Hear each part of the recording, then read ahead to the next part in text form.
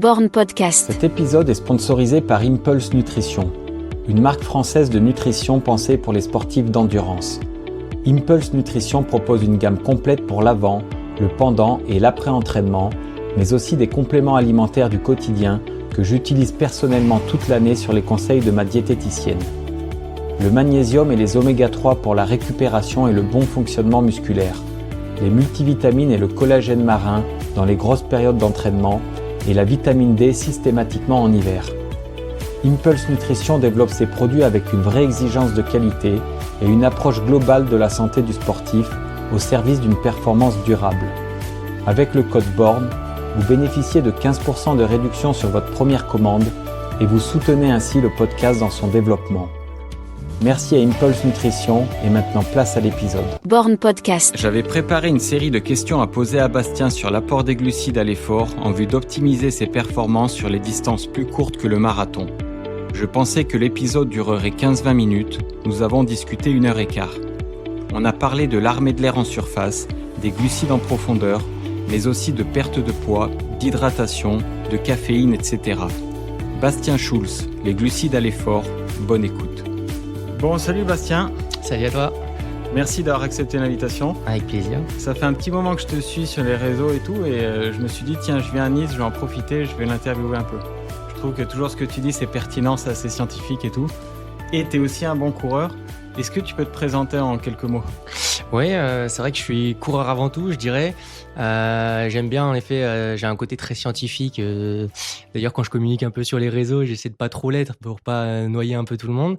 Mais donc moi, je suis diététicien, nutritionniste dans le sport, athlète depuis que je suis tout petit. Et accessoirement coach, plus pour beaucoup de monde parce que j'ai assez peu de temps au milieu de tout ça. Mais je m'entraîne moi-même et puis surtout ma compagne aussi. Ok. Ah, c'est toi qui l'entraîne ? Ouais, c'est moi qui l'entraîne. Ah, je pensais que c'était le contraire. Je sais pas pourquoi. Je croyais que c'était elle qui Non, t'entraîne. alors en fait, maintenant, c'est assez dynamique notre façon de fonctionner. Initialement, c'était vraiment moi qui nous entraînais vraiment tous les deux. Puis elle écoutait, on va dire, un peu bêtement, méchamment ce que je lui disais de faire. Et puis maintenant, comme on va dire qu'elle a grandi vraiment dans le milieu au fur et à mesure des années, elle a appris beaucoup de choses. Et donc maintenant, si tu veux, c'est une espèce d'entraide.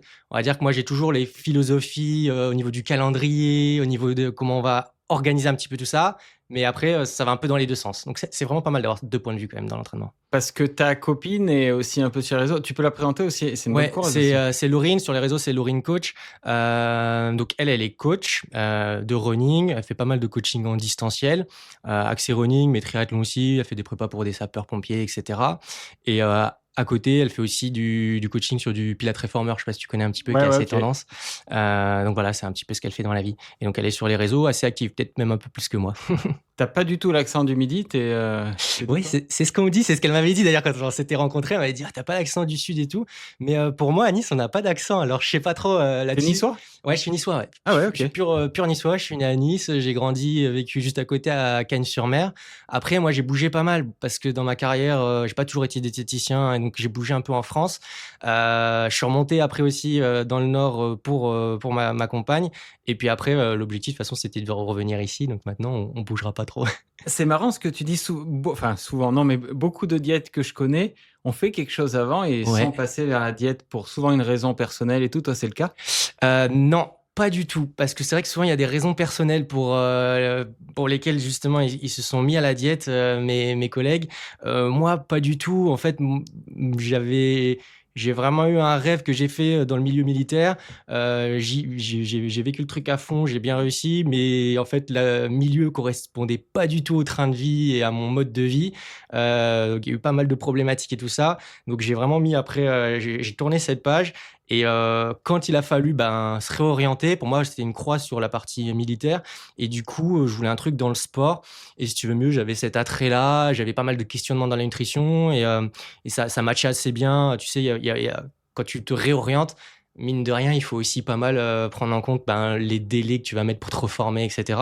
Donc, ça matchait super bien. Et c'est vrai que maintenant, en fait, c'est un truc qui me passionne purement, quoi. Et tu as été militaire Ouais, j'étais dans l'armée de l'air, j'étais copilote sur avion de chasse sur Mirage 2000D à Nancy. Ouais, il n'y a pas grand monde qui le sait. Et j'ai fait 7 ans dans l'armée. Je fais des détachements quand on était encore au Mali. J'ai fait de l'Ops. Et puis après, j'ai arrêté parce qu'en fait, Bon, voilà, pour le petit spoil, sans rentrer dans les détails, mais c'est un milieu très alcoolisé, avec des mœurs très particulières au niveau social, et ça matchait pas du tout. On a fait du gros pressing sur moi vis-à-vis de ça, et donc il y a eu un moment donné où il y a eu une rupture totale. Bon, il y a eu des suites juridiques et tout ça, c'était assez Ok. complet. J'étais peut-être pas non plus dans les meilleures unités, parce que j'étais dans ce qu'on appelle la meuderie, c'est du bombardement conventionnel, donc c'est un truc avec de vieilles mœurs, mais voilà. Après, j'ai fait pas mal de trucs assez kiffants quand même dans ce milieu. Ok, je savais pas du tout. Ouais. Et pour être copilote dans l'armée de l'air, faut avoir un certain bagage physique et tout, t'as des tests. Ouais, alors, pas tant que ça. Tu as des tests, c'est clair. En fait, tu as des tests d'entrée, donc ça t'oblige à avoir un minimum de conditions. D'ailleurs, tu as un test, attends que je te dise pas de bêtises, non, tu as un test de 3000 mètres. Ouais. Après, tu fais d'autres trucs quand tu rentres dedans, mais tu as un test de 3000 mètres. Nous, ça varie un peu dans l'armée, mais nous, c'était des tractions. On avait des pompes. Et non, je te dis en plus, c'est une bêtise, parce que moi, c'était pas le 3000 mètres, ça, c'est un truc que j'ai fait après. C'était vraiment le luc léger classique, tu vois. Ok. Et de la natation.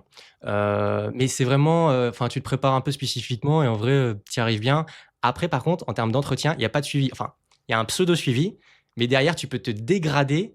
Et c'est souvent ce qui se passe quand même, avec justement la notion un peu sociale de bar, d'alcool, etc. Et donc, non, on n'a pas les gars les plus en forme dans l'armée de l'air, même si on en voit, hein, on en voit qui courent et tout ça, mais non, et dans la chasse, dans le milieu, quand tu es pilote ou quoi, tu peux avoir des mecs qui sont bien portants et qui ont pas du tout des bonnes conditions physiques. Ouais, je pense que c'est vrai ce que tu dis. Moi, j'ai des potes dans la gendarmerie. Je crois que c'est le 3000 mètres parce qu'ils se préparent souvent au 3000 mètres dans la gendarmerie. Ouais. Et des fois, après, tu croises des gendarmes de 50 ans. Ouais, Tu te c'est dis, ça. mais comment il peut courir derrière un mec? Ouais, c'est plus souple. Ils le disent, hein, c'est plus souple. Alors, des fois, tu as un test. Nous, en plus, si tu veux mieux, dans la chasse, il y avait. C'est un métier assez particulier et c'est pas que tu as un calendrier, mais tu as des échéances et il faut aller vite on va dire, dans les formations, si tu veux mieux, dans les qualifications à passer. Et c'est vraiment full priorité à ça. Donc, vraiment, le sport, c'est pour ça que ça m'a fallu même des déboires. Le sport, c'est vraiment une parenthèse. Et des fois, normalement, tu dois faire des check-ups je sais pas tous les 6 mois, mais c'est au moins tous les ans. Des fois, ça sautait et ils s'en foutaient parce que priorité au taf. Et voilà, tu avais le côté mission pure. Voilà, on était sur le côté guerre, quoi. Donc, Et ils font attention au moins à la vision. vision, c'est pareil, tu as un gros test d'entrée vraiment qui est vraiment poussé là-dessus. Donc bon, faut être plutôt en bonne santé là-dessus. Après, c'est pareil, ça se dégrade. Donc tu peux avoir des pilotes de chasse avec des lunettes de vue, ça pose pas de souci, tu vois. Ok. On va dire qu'aussi, tu sais, quand tu vas rentrer, on veut des gars qui sont optimisés. Une fois que tu as commencé à les former, qui sont formés, que tu as dépensé des millions dans leur formation, dans les missions, etc., bah, tu veux le garder aussi. Donc tant que tu peux le garder, tu le gardes. Ok. Bon, merci pour cette présentation. C'était pas prévu qu'on parle de l'armée. Je voulais qu'on parle de l'alimentation sur les filières courtes, enfin sur les distances courtes. Ouais. Pas au-delà d'1 heure et demie d'effort, donc en gros jusqu'au semi, quoi. Le marathon, je pense que c'est à part. Ouais. Je sais que tu communiques pas mal là-dessus. Moi, j'aime bien ton approche avec glucides et tout. En gros, c'est ça. On va parler de glucides. Ouais, c'est ça, ouais. Donc voilà. En gros, ça va être ça le thème. Et je vais pas fonctionner comme d'hab. Ça va pas vraiment être une discussion, mais j'ai préparé des questions pour une fois. Ok, pas de souci, question-réponse. Donc déjà, question cash. Est-ce que l'alimentation à l'effort a un intérêt sur les distances courtes? Ça, c'est une bonne question parce que, comme tu l'as dit un peu en introduction pour ce qu'on va parler, distance courte, je veux dire, on peut aller du 800, du 1005, Le semi, justement, c'est au du semi. court pour moi, tu vois. Ouais, ah ouais, pour toi, c'est du court, tu vois. Ah, pour moi, c'est déjà, on va dire que sur du court, je le passe jusqu'au, allez, 5, 10, et encore, il y a déjà une petite transition, mais j'ai envie de dire, mais bon, c'est vrai que c'est quand même très différent du marathon qui est vraiment à part, comme tu l'as dit. Oui, ça a un intérêt, mais pas de la même façon. Du coup, forcément, tu vois, si tu fais même un 5 ou un semi, pour moi, il y a une différence, bien que quand tu regardes justement un peu, je veux dire en clinique, donc ce que font vraiment sur le terrain en pratique, c'est vrai que globalement, quand tu cours un 5, un 10 ou un semi, tu as énormément de personnes qui font la même chose, les mêmes routines, qui vont pas forcément s'alimenter sur la distance, mais ça dépend du niveau. Ça dépend du niveau parce que forcément, en fonction de ton niveau, tu y passes plus ou moins de temps. Et tu vois, chez un coureur bon comme moi qui va faire un 5 plus ou moins, on va dire même 15 minutes au 5 et puis un semi 1 heure, c'est vrai que bon, les stratégies, il va y avoir un peu de variance, on va pouvoir en discuter parce que c'est pas énormément de personnes qui en parlent sur ces distances-là. Et moi, pourtant, je trouve qu'il y a un vrai intérêt. Mais par contre, chez quelqu'un qui va faire un 5 en 30 minutes et puis un semi en plus de 2 heures, tu vois, sur quelqu'un de vraiment plus novice, là, presque, tu es dans une logique marathon, tu vois, Ouais. chez un élite. Donc, il y a vraiment quand même une vraie différence dans cette notion, dans ces distances courtes, quoi, que tu peux appliquer. Mais vraiment, ouais, ce qui m'intéresse, en gros, c'est les distances où, ou qu'on peut courir avec notre stock de glycogène, tu vois. Ouais, bah vraiment, ouais, jusqu'au semi, c'est le cas. Mais après, tu as cette notion justement. Bon, en gros, on dit souvent, voilà, glycogène, on en a assez jusqu'au semi sans problème. Puis marathon, après, ça pose problématique. On se prend le mur du marathon. Ça, c'est vrai pour le tenir, tu vois. Et encore que sur marathon, bon, on l'a dit, on n'en parlait pas, mais encore que sur marathon, encore une fois, en fonction de ton niveau, tu peux tourner à pas très très haute intensité finalement, être quelqu'un qui a un métabolisme qui est très bon dans l'oxydation lipidique et qui va, et ça j'en ai plein hein, en consultation et tout ça, et qui va pas forcément prendre beaucoup de ravitaillement, voire presque pas, t'as l'impression qu'il y va comme ça, quoi, et qui a jamais eu le mur. Parce qu'il avait ce qu'il faut comme oxydation lipidique. S'il faut, il a tourné sur son SV1, qui est son fat max, c'est là où tu brûles le plus de lipides. Donc, tu vois, il avait une espèce de croisière, il peut durer longtemps, le gars comme ça. Mais ça, c'est cette notion un petit peu de est-ce que je peux finir la distance? Mais on peut aller au-delà, parce que la plupart des gens qui courent, tu vois, une course, certes, il y en a qui veulent juste faire finisher, ce qui est déjà super. Puis après, tu as beaucoup de monde, une fois qu'ils ont fait finisher, le challenge du chrono, tu vois. Et donc après, qu'est-ce que tu en fais? Ok, ton glycogène, il te suffit pour courir ton 10 ou ton semi, mais du coup, si tu apportes des carbs à l'effort, est-ce que tu peux pas courir plus vite? Et en vrai, il y a une vraie réponse là-dedans, que ce soit en novice ou en élite. Et pourtant, on l'applique pas tant que ça en élite. Hein. Et alors, pourquoi on court plus vite avec de l'apport glucidique alors qu'on a du stock? En gros, tu as pas mal d'études sur le sujet. De manière assez simpliste, plus tu es capable d'oxyder des glucides à l'effort, plus tu vas avoir une corrélation vis-à-vis de la performance. Plus tu en oxydes, plus oxydé, hein, j'ai dit. Hein. Donc ça veut dire que ton corps vraiment les utilise voilà, quand c'est dans le sang et tout ça. Donc plus tu es capable d'en oxyder, plus tu vas être performant. Pour être capable d'en oxyder un max, si tu veux augmenter ça, il y a une corrélation assez directe, pas totalement linéaire, mais assez directe entre ta capacité d'en absorber dans ton intestin et justement cette oxydation. Donc plus tu es capable aussi d'en absorber, plus tu vas pouvoir en oxyder. Et donc ça, c'est hyper intéressant parce que du coup, plus tu es capable d'en absorber, donc plus tu apportes des carbs en exogène, plus ça va soutenir cet apport justement en perfusion dans le muscle et plus du coup, tu vas pouvoir en oxyder et du coup, continuer justement à aller dans cet axe de performance. Donc, il y a un intérêt justement, sachant qu'il y a un autre axe qui est, ok, j'en ai assez jusqu'à la fin, mais tu as des graphes qui le montrent super bien, qui sont, en fait, quand tu regardes les graphes de déplétion du glycogène, quand tu arrives à 3 heures sur un marathon, ok, tu vois le graphe qui arrive tout en bas, t'es critique, quoi, tu vois, t'es low glycogène. Quand tu fais un semi, guess what? La courbe, elle va plus vite. Donc le glycogène descend juste plus vite et rejoint la même zone. Okay. Quand tu fais un 10, pareil, la courbe descend juste plus vite et elle rejoint la même zone. Et quand tu fais un 5, même un peu plus court, il se produit le même phénomène. Donc tu peux arriver low glycogène, pas forcément mûr, parce que t'es pas complètement enlevé de tout ton glycogène, tu as du résiduel, il y a un déficit fonctionnel. Donc, tu n'as plus autant de perfusion en glycogène, tu vois, qu'au début de ta course. Ouais. Donc, tu as une perte d'oxydation à ce moment-là, donc tu as une perte, en effet, en performance. Donc, il y a un intérêt à aller soutenir ça et en apporter en exogène. Ok, donc tu as déjà répondu à la question, quoi. Du 5 au semi, il faut un apport, c'est lié à la performance. Eh ben non, justement parce que ça se résume pas qu'à ça. Okay. En fait, là, c'est purement dans la théorie, dans la pratique, justement, ok, on a compris ça, il y a une corrélation entre, justement, oxydation des glucides, performance. Mais après, et là, c'est justement, il y a des vraies différences entre du 5 au semi, c'est que pour prendre des glucides, du coup, à l'effort, ça te demande un travail technique et un travail digestif. Déjà, rien que dans la technicité. Je sais pas toi, mais là, par exemple, moi, demain, j'ai prévu de prendre des gels sur mon semi. Il y a quand même une petite légère appréhension de, pas de fausse route, mine de rien, parce que tu respires, t'es essoufflé, etc. Il y a quand même une oscillation verticale, donc quand tu as un truc dans la bouche, faut pas que ça fasse une fausse route, parce que si ça fait une fausse route, tu tousses, et alors là, tu te mets du lactique direct dans les dents, t'en veux pas. Donc rien que ça.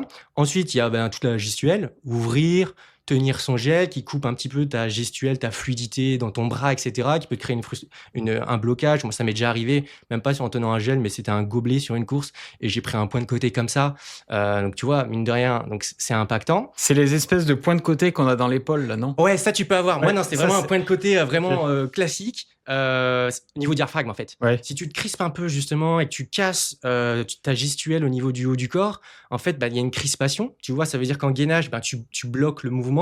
Et du coup, tu peux avoir, en effet, en diaphragme ou sur le labdo, enfin, dans cette région, ça arrive assez régulièrement d'avoir ça, tu vois. Donc, tu as une vraie technicité là-dessus. Donc, comme c'est technique et comme ça vient affecter aussi tes mouvements respiratoires, etc., où est la balance, tu vois? OK, il y a un intérêt dans la théorie, purement labo, tu vois, sur le truc, mais est-ce que dans la pratique, tu es suffisamment déjà à l'aise? Et si tu es suffisamment à l'aise, est-ce que, justement, le ratio se passe plutôt bien? Alors, plus c'est court, plus tu devines que, ben, ça vaut peut-être pas forcément le coup. Par contre, semi chez les élites, moi, je trouve ça intéressant. On le voit pas énormément, on n'en parle pas énormément, mais je trouve ça quand même hyper intéressant parce que ça reste des allures où on est quand même globalement à l'aise. Moi, je dis souvent, le semi, c'est 40-45 minutes de pur plaisir où tu es facile. Puis après, bon, ça force. Et j'ai envie de dire 40-45 minutes, ça va être la phase où tu dois prendre des gels si tu vas en prendre. Donc, théoriquement, tu vois, tu peux le faire. Et après, 10, c'est un peu la grande question. Moi, je pense que par rapport aux data qu'on a, et comme on va vraiment là-dedans, hein, ça a évolué, hein, tu as vu la nutrition dans le sport et tout, ça a évolué de fou, qui est pas mal tiré par les sports de très grande endurance, comme l'Ironman, des choses comme ça. Et ça dérive. Derrière, en dessous, tu as vu, il y a quelques années, on parlait pas d'autant de carbs sur le marathon, etc. Ouais. Et moi, je pense que du coup, cette notion de data et donc de cet aspect théorique purement utile va dériver sur les distances plus courtes, comme le semi dans un premier temps, voire, je pense, dans quelques années, potentiellement 10. Mais un 10, tu vois, là, tu franchis justement ton deuxième seuil ventilatoire. Donc, on sait que physiologiquement, c'est quelque chose de vachement plus difficile. Tu es très rapidement dans le dur. Donc, c'est assez complexe. T'as du mal à respirer, t'as pas envie de prendre un gel. Exactement. Ouais. Tu cours en 28 minutes, j'ai envie de te dire, tu prends ton gel à 15, il sert plus à rien. Il sera tout dans le sang quand tu auras franchi la ligne d'arrivée. Tu vois aussi, il y a cette notion. Donc, on peut surcharger vraiment sur la première partie, juste avant la ligne de départ, des choses comme ça, ce que font pas mal de gars. Mais tu vois, tu as pas mal de paramètres à prendre en compte. Et tout à l'heure, je t'ai développé un peu la partie technique, mais tu as aussi la partie du coup digestive. Oui. Parce que accessoirement, même si y a pas, ça dure entre guillemets qu'une heure ou 2 heures suivant le niveau à un semi, donc tu as moins de sollicitations abdominales, etc. Mais tu es à plus haute intensité, tu peux avoir des problèmes digestifs sans que ce soit intestinal. Souvent, ça va être beaucoup plus haut en gastrique avec des brûlures, des envies, des nausées, des envies de vomir, des choses comme ça. Donc ça vient affecter ta performance. Donc c'est toujours, pour moi, en gros, c'est oui, ça a une utilité sur le cours, mais avec un mais, selon tes capacités. Et tes capacités, elles sont techniques et digestives. Si tu te sens bien à en prendre, franchement, prends-en de ouf. Ouais. Tu vois, moi, quelque chose de bête, de technique pour demain, il y a une légère montée au 8e. Ouais. Et ben, je me suis dit, là, de toute façon, je vais perdre un peu de temps, je vais en profiter, je vais prendre mon gel là, je boirai au 10e, tu vois. Ouais, J'ai à peu près calculé le truc. Ouais, c'est pas con. Moi, je me suis dit que j'allais exactement l'ouvrir un petit peu avant, mais je veux le finir au pied juste pour que je sois débarrassé. Et en effet, par contre, généralement, quand je mange quand je prends un gel, bah, tu vois, ça m'affecte un petit peu justement sur la notion de respiration, etc. Je vais en être débarrassé au pied, mais par contre, je vais laisser un peu reprendre ce souffle et tout ça dans ce moment de cette côte où j'ai pas du tout prévu de maintenir mon allure, laisser un peu tranquillement se passer parce que je veux pas accumuler de lactate là-dessus et puis je préfère dérouler, repartir après. Donc je l'ai prévu comme ça, mais grosso modo au même moment, tu vois, et beaucoup de gens, je pense, vont le faire grosso modo là. Je pense que beaucoup vont le faire juste avant en mode aspect psychologique, tu sais aussi, les petits coups de fouet, le petit truc comme ça, purement axé nerveux, psychologique, plus que vraiment la perfusion dans le sang, parce que ça faut quand même un petit temps. Mais par contre, les papilles, quand elles détectent le sucre, t'as un axe nerveux de gain, ça diminue le RPE. Donc pour ceux qui ne savent pas, le RPE, c'est cette notion de difficulté à l'effort. Donc tu as un intérêt. C'est pour ça que des fois, quand tu as un gel, c'est un conseil que je donne ça, quand tu as un gel et que tu n'en peux plus, tu t'en veux pas, etc., mais que tu es quand même OK pour l'ouvrir et tout ça, c'est juste la notion de déglutition, t'en as marre du sucre ou de manger, tu as des petits problèmes. Tu peux le mettre en bouche, tu le gardes, et puis tu recraches. C'est ce que font les footeurs. Ronaldo le fait c'est souvent. le mouth rinsing. Ouais, exactement. Ouais, rinçage de bouche. Il boit et il crache, ouais. Ouais, donc ça, t'envoies un signal au cerveau. Okay. Ouais, exactement. Ouais. T'as une diminution du RPE et ça, psychologiquement, c'est hyper intéressant en soi. Après, faut pas s'attendre à des miracles non plus, tu sais. Tu viens pas j'étais dans le dur de ouf, j'étais à 10 sur 10 de difficulté au 15 kills, waouh, ça y est, j'ai une seconde vie. Mais c'est un axe qui reste intéressant quand t'es là un petit peu à peaufiner, des choses comme ça. Ça reste intéressant, ouais. Mais d'un point de vue technique, ouais, ça se réfléchit, l'endroit. Déjà, moi, ce que je conseille aux gens, c'est de ne pas le gober, mais de le prendre sur 300-400 mètres. Il faut prendre le temps. Tu prends le temps et essayer de le prendre avant un ravito pour pouvoir boire un peu après et te rincer la bouche. Idéalement, c'est ça. Moi, de ce que je regardais là par rapport à demain, ça tombe pas très bien, donc je m'en fous. Puis j'ai travaillé mon truc, donc en soi, j'ai pas d'ajout d'eau, c'est pas grave. C'est déjà un gel qui est un peu dilué et par rapport à mes capacités digestives, je me fais pas du tout de souci, tu vois. Mais c'est clair que idéalement c'est ça. C'est avant un ravito, tu l'anticipes un peu, tu fais pas juste avant pour pas te sentir genre précipité. Putain, le ravito il est là, il faut que je rince, j'ai pas encore tout mangé, etc.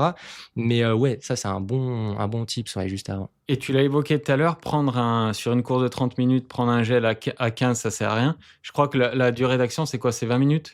Ouais, durée en d'effet fait, c'est souvent en nutrition, on pense assez on-off. Tu sais, genre, c'est là que ça attaque, tac, c'est là, puis c'est là où là, tac.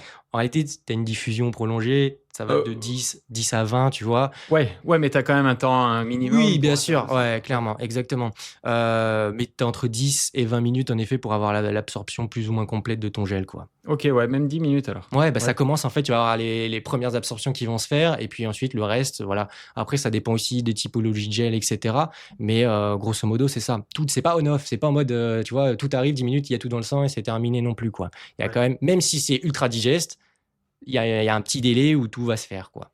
Et C'est de l'osmose, hein, donc dans l'intestin, c'est de l'osmose, les échanges. Donc ça veut dire quoi? Ça évolue par des effets de concentration, etc. C'est des choses qui sont passives. Donc c'est vraiment le temps que les équilibres un peu se refont. Voilà, c'est de la biologie, quoi. Donc ouais. c'est pas de la machinerie, tu vois, c'est pas on-off. Bah, je raisonnais comme ça pour la caféine. Par exemple, je me disais, Ouais. moins de 45 minutes avant la fin, ne prends pas de gel caf, ça sert à rien. Ouais, Le non, pic dans c'est le sang. clair. Ouais, la CAF, souvent, la plupart des gens la prennent pas correctement. La CAF, protocole CAF, oui, c'est clair. Bah, la CAF, pour que ça arrive dans le sang, c'est 1 heure. Il Ouais, faut 1 heure. En tout cas, à son le maximum. pic À partir sanguin. du moment, voilà, c'est 1 heure. Après, ça dépend les modalités. Tu as des modalités en gummies, etc. On sait que ça va plus vite, mais grosso modo, c'est 1 heure. Mais après, l'avantage de la CAF, c'est que ça dure. Une fois que c'est à son pic, Oui, bah, ça dure. Donc, en gros, il vaut mieux le prendre plus tôt que plus tard, quoi. ok. Tu peux parler un peu des ratios glucose-fructose Ouais, sur tout glucose, ce gel? fructose. Ouais, donc dans les apports en glucides, suivant, alors ça va dépendre de la quantité qu'on prend, mais en gros, il y a pas 36 000 glucides. Comme je dis souvent, il n'y a pas 36 000 sucres, en fait. Dans le sport, ce qui va nous intéresser, surtout, même si on va un peu plus loin maintenant dans les phases de récupération, mais surtout, ce qui va nous intéresser, c'est le glucose et le fructose. Et pourquoi pas le lactose d'ailleurs? Ouais, bah si, on s'y intéresse de plus en plus, hein. Maintenant, tu as des Ok. papiers, etc. Mais le truc, C'est c'est moins que digeste? ouais, quoi c'est moins digeste, un indice glycémique qui est plus bas, mais en fait, on l'utilise dans les phases de récupération, mais à l'effort, ça s'utilise pas, tu vois, typiquement, Ok, parce que ça ouais. peut vite créer des problématiques et tout ça. Mais ça s'utilise justement de plus en plus, c'est pris en compte. Entre guillemets, un sucre reste un sucre. Les modalités après de métabolisation sont pas tout à fait les mêmes à l'effort, au repos. Typiquement, le fructose, ça se gère pas vraiment de la même manière entre l'effort et le repos. Ça n'a pas du tout les mêmes effets. Mais en gros, un sucre reste un sucre. Donc, énergétiquement, tout se vaut là-dedans, quoi. Mais donc, les deux qui nous intéressent le plus, c'est le glucose et le fructose à l'effort. Et ça n'utilise pas les mêmes transporteurs dans l'intestin. Donc, grosso modo, sur le papier, parce que tu as toujours je veux dire, chaque individu a fait un petit plus ou moins différemment. Mais sur le papier, tu peux monter jusqu'à 60 grammes de glucides par heure, juste avec du glucose. Mais en réalité, et je le vois en clinique, quand tu testes des choses avec des patients, c'est pas forcément le cas. Tout le monde n'a pas les mêmes capacités d'absorption. Donc, il y en a, en réalité, tu vois, qui saturent à 30-40, ils ont des problèmes intestinaux, etc. Donc, potentiellement, qui dit problème intestinaux à 30-40 d'apport, c'est que potentiellement, il y en a qui restent un peu trop dans l'intestin. Donc, il y a un manque d'absorption, tu vois. Donc, voilà, toujours à prendre avec un peu des pincettes les chiffres génériques, mais 60 de glucose. Et quand tu montes plus haut, si tu vas apporter plus de 60 grammes par heure, on complète avec du fructose. Alors, si tu le fais avant, genre, tu vas pas apporter 60 grammes, mais genre 40, 50, et que tu fais avec du glucose et du fructose, t'es toujours bon. Tu as deux transporteurs, tu les satures pas. Mais le problème, c'est quand tu passes au-delà justement de la saturation de ces transporteurs. Donc, grosso modo, glucose, ça sature, c'est censé saturer à peu près autour de 60, et fructose, c'est censé saturer, et ben, là où, suivant ta notion, on a moins de chiffres en réalité là-dessus, c'est censé saturer à peu près entre 30 et 60, ça dépend aussi des gens. Et il y a beaucoup moins de chiffres justement vis-à-vis du fructose. Mais encore une fois, tu as des mecs qui peuvent faire 180 et ça se passe très bien par heure pendant des heures, tu vois. Ouais. Donc ça veut dire qu'ils sont pas à 60, tu vois. Donc le ratio idéal, Ouais. pour pas saturer? Le ratio idéal dépend de la quantité que tu veux prendre. Oui, voilà. Ouais. En gros, sur du court, tu peux manger que du glucose, quoi. Parce que tu vas jamais manger 60 grammes par heure. Bah si, tu peux. Parce que si tu reprends beaucoup le font pas, mais tu peux. Parce que si tu reprends, encore une fois, il faut confronter labo et mise sur le terrain. Mais en gros, ce que tu vois, si tu reprends ce que j'ai dit, plus tu es capable d'en oxyder, plus tu es capable d'en absorber, plus tu en oxydes. Donc, plus tu en ingères tout en ayant une capacité digestive, plus tu peux être performant. C'est pour ça que tu vois sur les papiers que alors on a beaucoup d'études chez le cycliste plus que chez le coureur, mais tu peux tourner à des hauts taux par heure. Et plus tu es en intensité, plus c'est intéressant de prendre des hauts taux par heure. Oui. Oui, mais sur le papier, j'en connais pas beaucoup qui prennent 2 gels sur un semi. Quelqu'un qui le court en 1 heure, enfin... Et ouais, non, c'est clair. Moi, j'ai prévu demain d'en prendre 2, tu vois. Ouais. Après, je cours pas en 1 heure, je cours un peu plus d'1 heure, tu vois, mais j'ai prévu d'en prendre 2. Ok. Et l'idée, c'est de taper plus de 100, quoi. Plus de 100 grammes? Ouais, sur 1 heure, ouais. Ah ouais, donc ils sont énormes en plus. Non, parce que je prends en compte le départ. Ouais, ok. Ah oui, donc t'en prends 3, ouais. Ouais. Moi, j'en prends un dans le sas et un au 8e. Ouais. Ok. Ouais, et donc, ouais, c'est là, tu vois, tout l'intérêt que je te disais initialement. Donc si c'est possible, c'est clairement possible. Est-ce que ça vaut le coup pour telle personne? Ça dépend vraiment, encore une fois, de ce que je te disais, de ces facteurs limitants et tout ça. Mais ça vaut le coup, et je pense que c'est largement sous-estimé, et je pense que tu verras dans quelques années, le discours sera quand même vachement différent sur le semi. Ouais.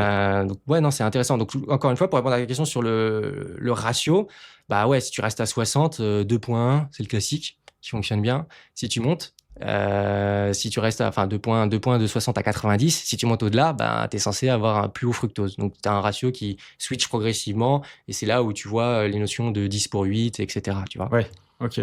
Tu sais si Grécy en a pris un là avant le 5 de Lille?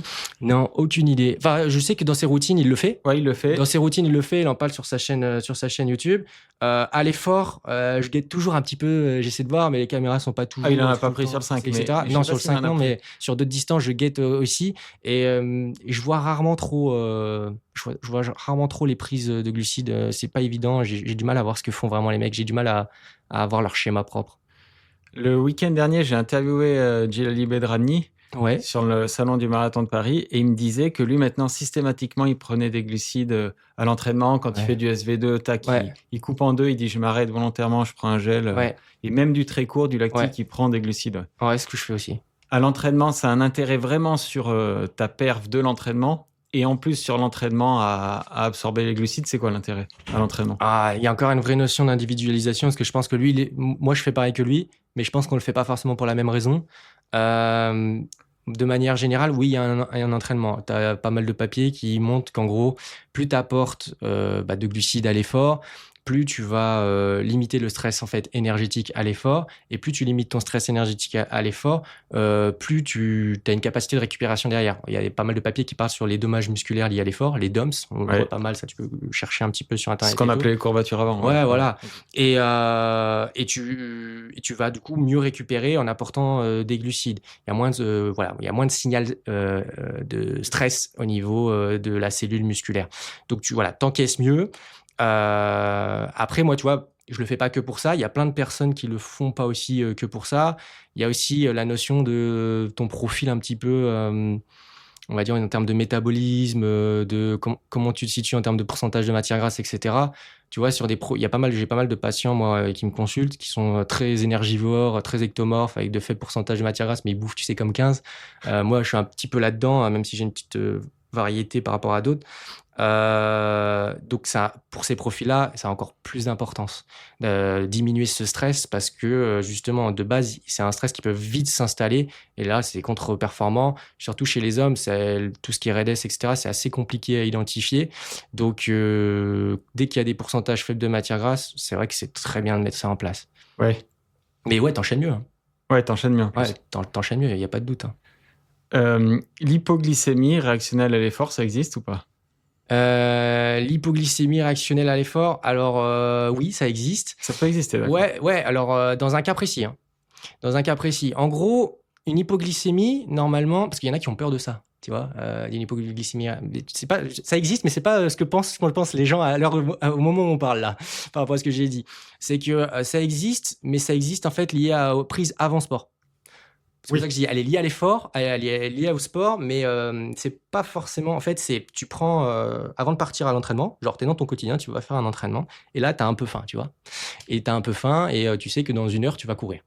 Donc tu fais quoi? Tu prends par exemple des biscuits, ou je sais pas, une barre céréalière ou une barre énergétique, tu vois. Un bon petit bolus, mais enfin un truc qui, tu vois, ça va se stabiliser. Tu dis c'est cool, j'ai apporté l'énergie 1 heure avant ma sortie, c'est trop bien. Je sais pas si tu as déjà fait ça. Moi, je l'ai fait plein de fois par le passé. Je le fais plus jamais. Parce que si tu avais faim, c'est que potentiellement tu avais ta glycémie qui commençait un peu à baisser, tes réserves un petit peu, voilà, tu avais une variation un petit peu de cette glycémie. Là, tu refais un petit pic, justement, où tu recharges un petit peu, et après, elle va redescendre. Tu es à 1 heure de ton entraînement. Donc, ça monte, hop, ça redescend, et puis le temps se passe, tu te prépares pour sortir, et c'est en train de descendre doucement ta glycémie. Et là, tu enchaînes, tu vas faire ton footing ou autre. Et là, du coup, il se passe quoi? Il se passe que quand tu fais un effort, tu as ce qu'on appelle tout ce qui est les catécholamines, donc noradrénaline, adrénaline, qui se mettent progressivement en place. Tu as les choses, pas forcément très fort. Et du coup, ça envoie plein de récepteurs au sucre au niveau de tes cellules musculaires en surface. Normalement, elles sont enfouies. Et du coup, ça fait quoi? Ça fonctionne comme des aspirateurs à sucre. Donc, tu avais pris un truc sucré, c'est monté en glycémie, c'est redescendu parce que insuline, etc., ça se gère, quoi. Puis au moment où ça redescend, tu ouvres des aspirateurs à sucre, tu vois, tu les mets en route. Donc, elle fait quoi ta glycémie? Elle descend encore. Et là, tu Ouais. fais quoi? Une hypo réactionnelle en début d'effort Ok. ou en début de séance. Ça, c'est clairement possible. Quand tu es par exemple, dans une course, ça se produit pas parce que tu as pris 60 grammes ou 90 grammes, tu vois. Ou moi, on parlait de 100 grammes par heure, tu vois, sur un semi. Ça se produit pas. Ça se produit pas parce que là, tes catécholamines, elles sont fortement sécrétées. Et du coup, tu as ces aspirateurs à sucre qui vraiment aspirent tout. Donc, ta glycémie à l'effort, elle varie très peu. Ouais. Plus c'est intense, plus ça varie peu. Donc, plus c'est intense, plus tu peux apporter sans Ouais. aucun problème. En gros, l'effort, il régule la glycémie. Ouais, exactement. À haute intensité, souvent ce qui est vulgarisé, c'est on dit les pics les plus hauts de glycémie sont en dessous des pics les plus bas au repos. Ouais. Tu Ok. vois, on vulgarise un petit peu comme ça. C'est vraiment très stable quand même. D'accord. Pour en revenir à l'entraînement, imaginons une séance assez classique, un 15 x 400, un 20 x 400 que font beaucoup à 18h30 le soir après avoir travaillé. Ouais. Qu'est-ce que tu conseilles aux gens de prendre? Une Euh, séance intense, un coureur de bon niveau, sub-élite? ouais, tu parles apprendre de genre juste avant, pendant, un peu tout. Ouais, un peu tout. Bah déjà, le midi, de pas avoir fait un pas sur la partie glucidique. Ah, Hein. ouais, c'était ma question d'après. Ouais. Ah, c'était Faut adapter ton repas d'avant déjà. Ouais, déjà, ouais. Sinon, tu te mets franchement. En plus, tu Ouais. parles de. Alors, ça dépend comment tu l'as fait. Je sais pas si tu m'as dit en intensité, mais parce que tu peux faire une 15, 20 x 400 VMA ou des choses comme ça, vraiment en intensité. Ouais, Tu peux, en les faire aussi intensité. tu peux les faire aussi au seuil. Mais bon, je veux dire, dans tous les cas, on est en intensité, quoi. Donc, Tu manges pas 1 kilo de cerises à midi, quoi. ouais, non, Ouais. ça c'est l'aspect transit, ouais. Ça c'est surtout l'aspect transit, je dirais. Mais ouais, tu fais pas la passe sur tes glucides, tes féculents au repas du midi. Franchement, l'intérêt d'une collation, elle dépend, elle est propre à chacun, franchement là-dessus. 18h, c'est quand même assez tardif. C'est franchement une horaire où, typiquement, s'il n'y a pas entraînement, des fois, quand c'est entraînement, on est dans la dynamique. On sort du travail, on va à l'entraînement direct. Bon, la faim s'ouvre pas forcément, mais souvent, c'est une horaire à laquelle les personnes ont souvent une faim qui s'ouvre, s'ils rentrent, etc. Donc, tu vois que tu es sur des réserves un petit peu énergétiques qui sont un peu fébriles. Tu as une glycémie qui peut avoir une tendance un petit peu à la baisse. Donc, tu peux faire une collation. Si tu fais une collation, tu peux faire même une collation mixte, si elle est suffisamment tôt, genre un petit apport protéique, un petit apport glucidique, tu vois. Si elle est Une suffisamment barre et tôt, un skier, quoi. par une exemple. barre et un skier, franchement, c'est très bien. Voilà, exactement. Une petite barre céréalière, il n'y a aucun souci. Le skier, justement, en fait, l'apport protéique, ça va permettre de stabiliser un peu ta glycémie parce que tu es au repos. Donc, on va stabiliser un peu ça.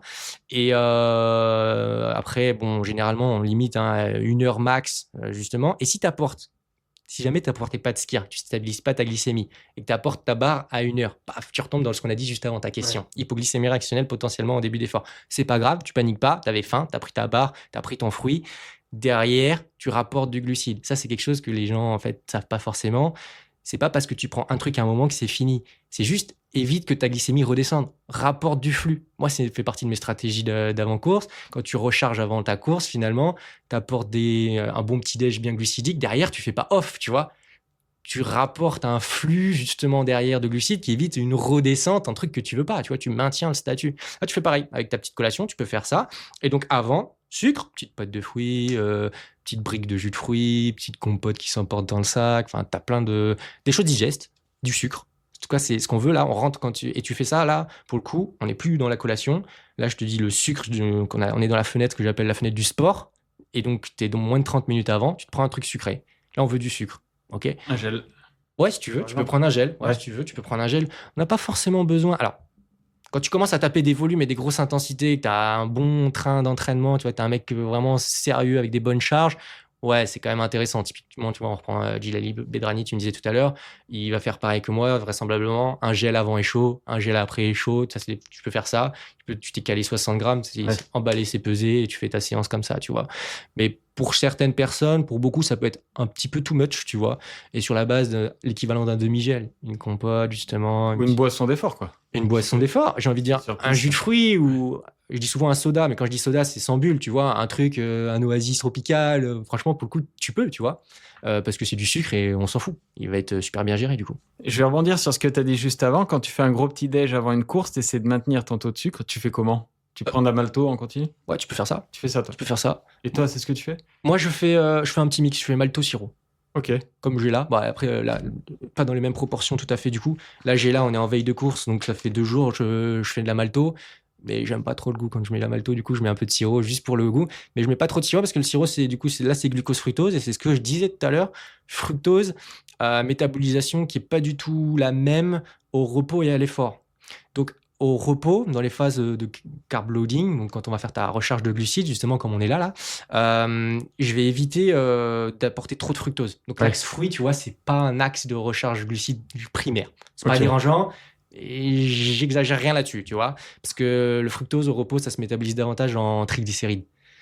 Moi, par contre, c'est quelque chose que je fais pas du tout. Moi, je prends un petit déj 3 heures avant. T'arrêtes? Et j'arrête, ouais. Il y a beaucoup de gens qui font ça. Okay. Le fait que tu charges beaucoup en glucides, parce que généralement on charge quand même pas mal au petit-déj en soi, ça fait moins vaciller la glycémie quand même, parce que si tu veux, c'est pas un pic isolé. Ouais. Souvent, c'est une dose modérée. Ce que je disais avec l'hypoglycémie réactionnelle avant effort, si tu faisais un plat de pâtes, tu vois, 1 heure avant, ça se produirait pas.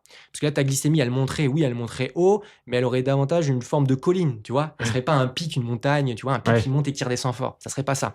Donc, ça se stabilise quelque part un peu mieux. Mais ça reste, tes 3 heures avant, etc., ça reste pas optimal. Ok. Donc, moi, je préfère stabiliser. Ça mange vraiment pas de pain. Et c'est super simple à faire. Et ça te permet de sauvegarder aussi un petit peu ton glycogène que tu t'es embêté à faire un petit peu dans ta recharge. Tu rapportes ton petit flux. Donc, toute l'énergie, tu sais, le stress que tu as un petit peu d'avant-course, etc., va être utilisé avec ton petit apport là, qui stabilise tout ça. Très bien. C'est intéressant, ouais. Alors, le problème, c'est que moi, j'ai une tradition que je dois aux anciens, c'est que j'arrête de boire 1h30 avant. Et puis, je ne prends pas le risque de boire pour pas pisser. T'as pas peur de pisser? Pour pisser, 1h30 avant, c'est pas grave parce que tu peux te le caler. Si tu prends un petit déj 3 heures avant, tu peux le faire de 2h30 à 1h30 et après, tu recales avec soit une petite pâte de fruits, soit du gel, tu vois. C'est pas grave. Après, l'astuce que je donne là sur la partie hydrique, en réalité, tu peux la faire différemment. Le tout, c'est que tu fractionnes. C'est ça l'idée, tu vois. C'est éviter des pics isolés trop fortes, mais c'est que tu fractionnes un petit peu. Donc, en fait, tu peux le reproduire avec des demi-gels. Tu peux prendre des demi-gels et tu les espaces. Tu peux faire ça. Et d'ailleurs, c'est une recommandation que j'ai faite à une patiente il y a 2 jours, je crois, justement, pour sa course. Parce que justement, elle, sa hantise, c'est le pipi. Le pipi avant course. Surtout chez les filles. Chez les hommes, en vrai, nous, ça va, on se démerde, tu vois, en vrai. Mais chez les filles, c'est quand même hyper complexe. Donc, elle n'a pas envie. En plus, ça lui faisait une pression sur la vessie si jamais elle était pleine avant et tout ça, donc c'était hyper pas bon. Donc tu vois, t'as pas mal d'alternatives, tu peux toujours retrouver des choses. Mais par contre, cette notion de stabilisation derrière, elle est intéressante. Au niveau hydrique, là, la veille de course, on transpire pas, on fait pas vraiment de sport. Ça sert à quelque chose de prendre des électrolytes ou... Alors, électrolytes, non. Non, honnêtement, non. C'est un vaste sujet, ça. Il y a beaucoup de marketing. Face à l'utilité, il y a ça, c'est pas inutile, mais c'est dans des cas précis.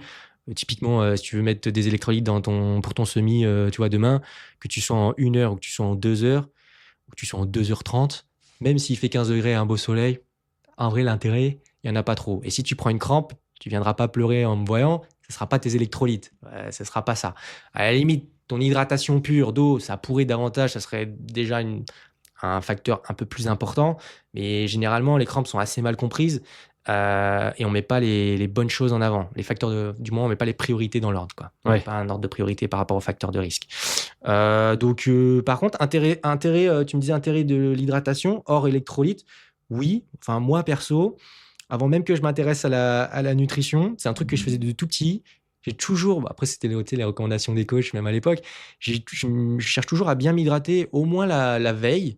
Et mon objectif, c'est toujours d'avoir une urine plutôt transparente, au moins au coucher. L'idée, c'est que ça ait bien drainé. J'aime que le corps est bien drainé, que ça circule justement un petit peu là-dedans, que ça favorise l'élimination des déchets. Et j'ai souvent associé ça à une sensation de jambes légères le lendemain.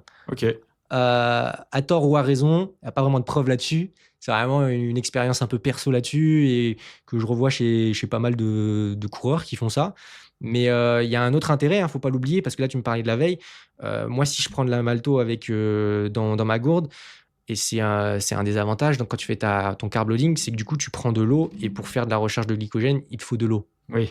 Parce que à peu près 1 gramme de C'est 1 pour glycogène, 3 c'est ça, 1 pour 3 grosso modo. Ouais. Donc il te faut de l'eau. C'est pas un moment où tu veux en manquer un petit peu. Ok. Il y a une question que j'ai oublié de te poser Ouais. par rapport aux glucides à l'entraînement. Est-ce que le fait de prendre des glucides à l'entraînement aussi, ça régule l'entièreté de ta satiété sur la journée en fait? Ah ouais, ça c'est une super bonne question. Ça c'est une super bonne question parce que ça je reprends le truc justement comme je disais sur les profils très ectomorphes, très énergivores. Je te disais, ouais, eux c'est primordial de faire des glucides à l'effort. Ouais, mais dans une certaine mesure. Faut pas trop envoyer parce que ça va couper ta faim. Oui. En fait, c'est d'ailleurs une des astuces, j'en parle, peut-être tu l'as vu assez souvent dans tous ceux qui veulent s'affûter, gérer du poids. Je dis, il faut apporter du sucre à l'effort. Faut pas créer trop de, tu sais, ce qu'on disait tout à l'heure, ce stress énergétique là, à l'effort pour récupérer, on en parlait. Si tu crées ça, t'envoies des voies de signalisation de stress énergétique. Donc ça veut dire quoi? Ça veut dire que ça, c'est circulant dans le sang. Derrière, après ta séance de sport, tu vas avoir quoi? Tu vas avoir potentiellement faim. Pas forcément juste derrière. C'est des voies de signalisation qui peuvent être latentes. Tu peux avoir faim plusieurs heures plus tard, voire tu peux avoir une répercussion que le lendemain. Tu vois, donc ça c'est hyper facteur. Et si tu veux mieux, quand tu apportes des glucides à l'effort, tu casses ça. Tu casses du moins tu diminues. C'est pas une off encore une fois. Tu vas diminuer ces voies de signalisation. Et en parallèle, tu en apportes d'autres.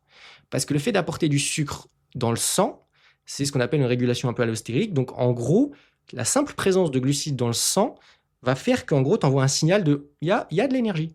Il y a ce qu'il faut. Donc derrière, moins, voire pas de signal de faim. Donc quand tu t'envoies 60 grammes sur une séance de seuil qui a duré 1 heure en tout, si ça passe, c'est bien, mais si t'as pas faim, le problème c'est qu'il va se passer quoi? Tu as apporté l'énergie pendant et derrière, ta phase de récupération. Potentiellement, tu fais pas ce qu'il faut. Ça se voit pas mal chez les cyclistes qui ont été voilà, ça a été très démocratisé dans leur sport, l'apport de glucides, il y a la performance, plus t'en apportes, plus t'es performant. Ok. Et du coup, tu as les mecs qui s'envoyaient 130, 140 grammes alors qu'ils étaient au milieu du peloton et ils étaient sur une course à étapes. Et super, ils ont été au milieu du peloton, ils ont pas vraiment forcé, tu vois, ils n'ont pas fait d'échappée ni quoi que ce soit. Et derrière, ils arrivent à l'arrivée. Allez, prends tous tes snackings de glucides pour refaire le carb loading pour le lendemain. Les mecs, ils n'en pouvaient plus. Ouais. Ils n'en pouvaient plus. Et digestifs, ils étaient morts. Au niveau déglutition du sucre et même tout ingesta, ils n'en voulaient plus. Donc, en fait, ils cassent la récupération. Donc, trop pendant peut entacher tout ce qu'il y a après. Et ça, c'est facteur parce que là, tu peux te faire un déficit énergétique, pas sur le sport, du coup. Il y en a toujours un petit, mais tu vois, tu l'as diminué, tu l'as géré. Derrière. Et ça, si tu le fais en chronique, ça, c'est pas bon. Ce que tu dis, c'est marrant. Il n'y a pas longtemps, la Paul Sexas, je sais plus, il avait fait une énorme course, je sais plus, là, il y a 1 mois. Et à la fin, on le voit prendre la boisson d'effort. Ouais. Il n'a pas envie de la boire et il dit à son manager ou son entraîneur qui lui dit « Je suis obligé de tout finir » et il lui dit « Oui, finis. » Ouais. Ça me parle ce que tu dis, mais il y a pas longtemps. Non, je crois pas que je l'ai vu. Il est plein de poussière et son manager le force à boire à finir. Mais oui, c'est pas surprenant. Et les gars, quand on apporte pas mal, t'en veux plus, tu vois. Alors, t'as pas mal d'alternatives justement pour essayer d'apporter de l'énergie et du glucide. La malto, pour ça, c'est vraiment pas mal parce que tu vois, la malto, c'est une poudre et si tu la prends neutre, ben ça a pas de goût. Ouais. Oui, ça a un goût quand même. Moi, typiquement, la malto, j'en prends pas, j'ai peur de ça. La veille d'une course, j'ai peur que ça me coupe l'appétit de m'en manger. J'ai peur que ce soit contre-productif. J'aime pas boire sucré en permanence. Oui, tu peux. Ça peut exactement. Ça peut très bien jouer ça. Donc si finalement dans ton apport que tu vas apporter dans ta gourde, tu vas, on va dire, allez, t'apportes 40 grammes de malto dans ta gourde et que le fait de l'avoir consommé, t'arrives le matin, t'arrives à midi, t'as plus envie de tes 200 grammes de pâtes qui vont t'apporter 50 grammes. Tu vois, au final, elle est où la balance? Est-ce qu'elle est positive ou pas? Clairement, c'est pas bon. Et oui, ça le fait. Typiquement, moi, ce midi, j'avais moins faim. Il existe d'autres astuces. Moi, quand j'ai pas faim, au lieu de prendre les pâtes classiques, parce que de toute façon, les pâtes et tout, c'est pas un axe de type enrichissement. De toute façon, ça enrichit, mais c'est pas non plus foufou. Il faut avoir un bon appétit pour le faire bien. Et du coup, tu fais quoi? Moi, perso, c'est pour ça que j'ai ma baguette dans mon sac. Je prends du pain. Le pain, ça se mange sans faim et c'est 2 fois plus riche que des pâtes. Ok. On voit pas mal sur les réseaux, tu fais du double seuil? Ouais, je fais du Tu peux double seuil, expliquer ouais. comment tu gères une journée de gros double seuil si tu fais, je sais pas, 32 bornes, comment tu Ouais. gères ton apport glucidique sur une Oh. journée comme ça? Ouais, c'est ça, ça fait à peu près généralement, ça fait 32 bornes d'ailleurs, mes double seuil. Des fois plus, mais c'est rare. Bah, je fais super attention à mes apports glucidiques.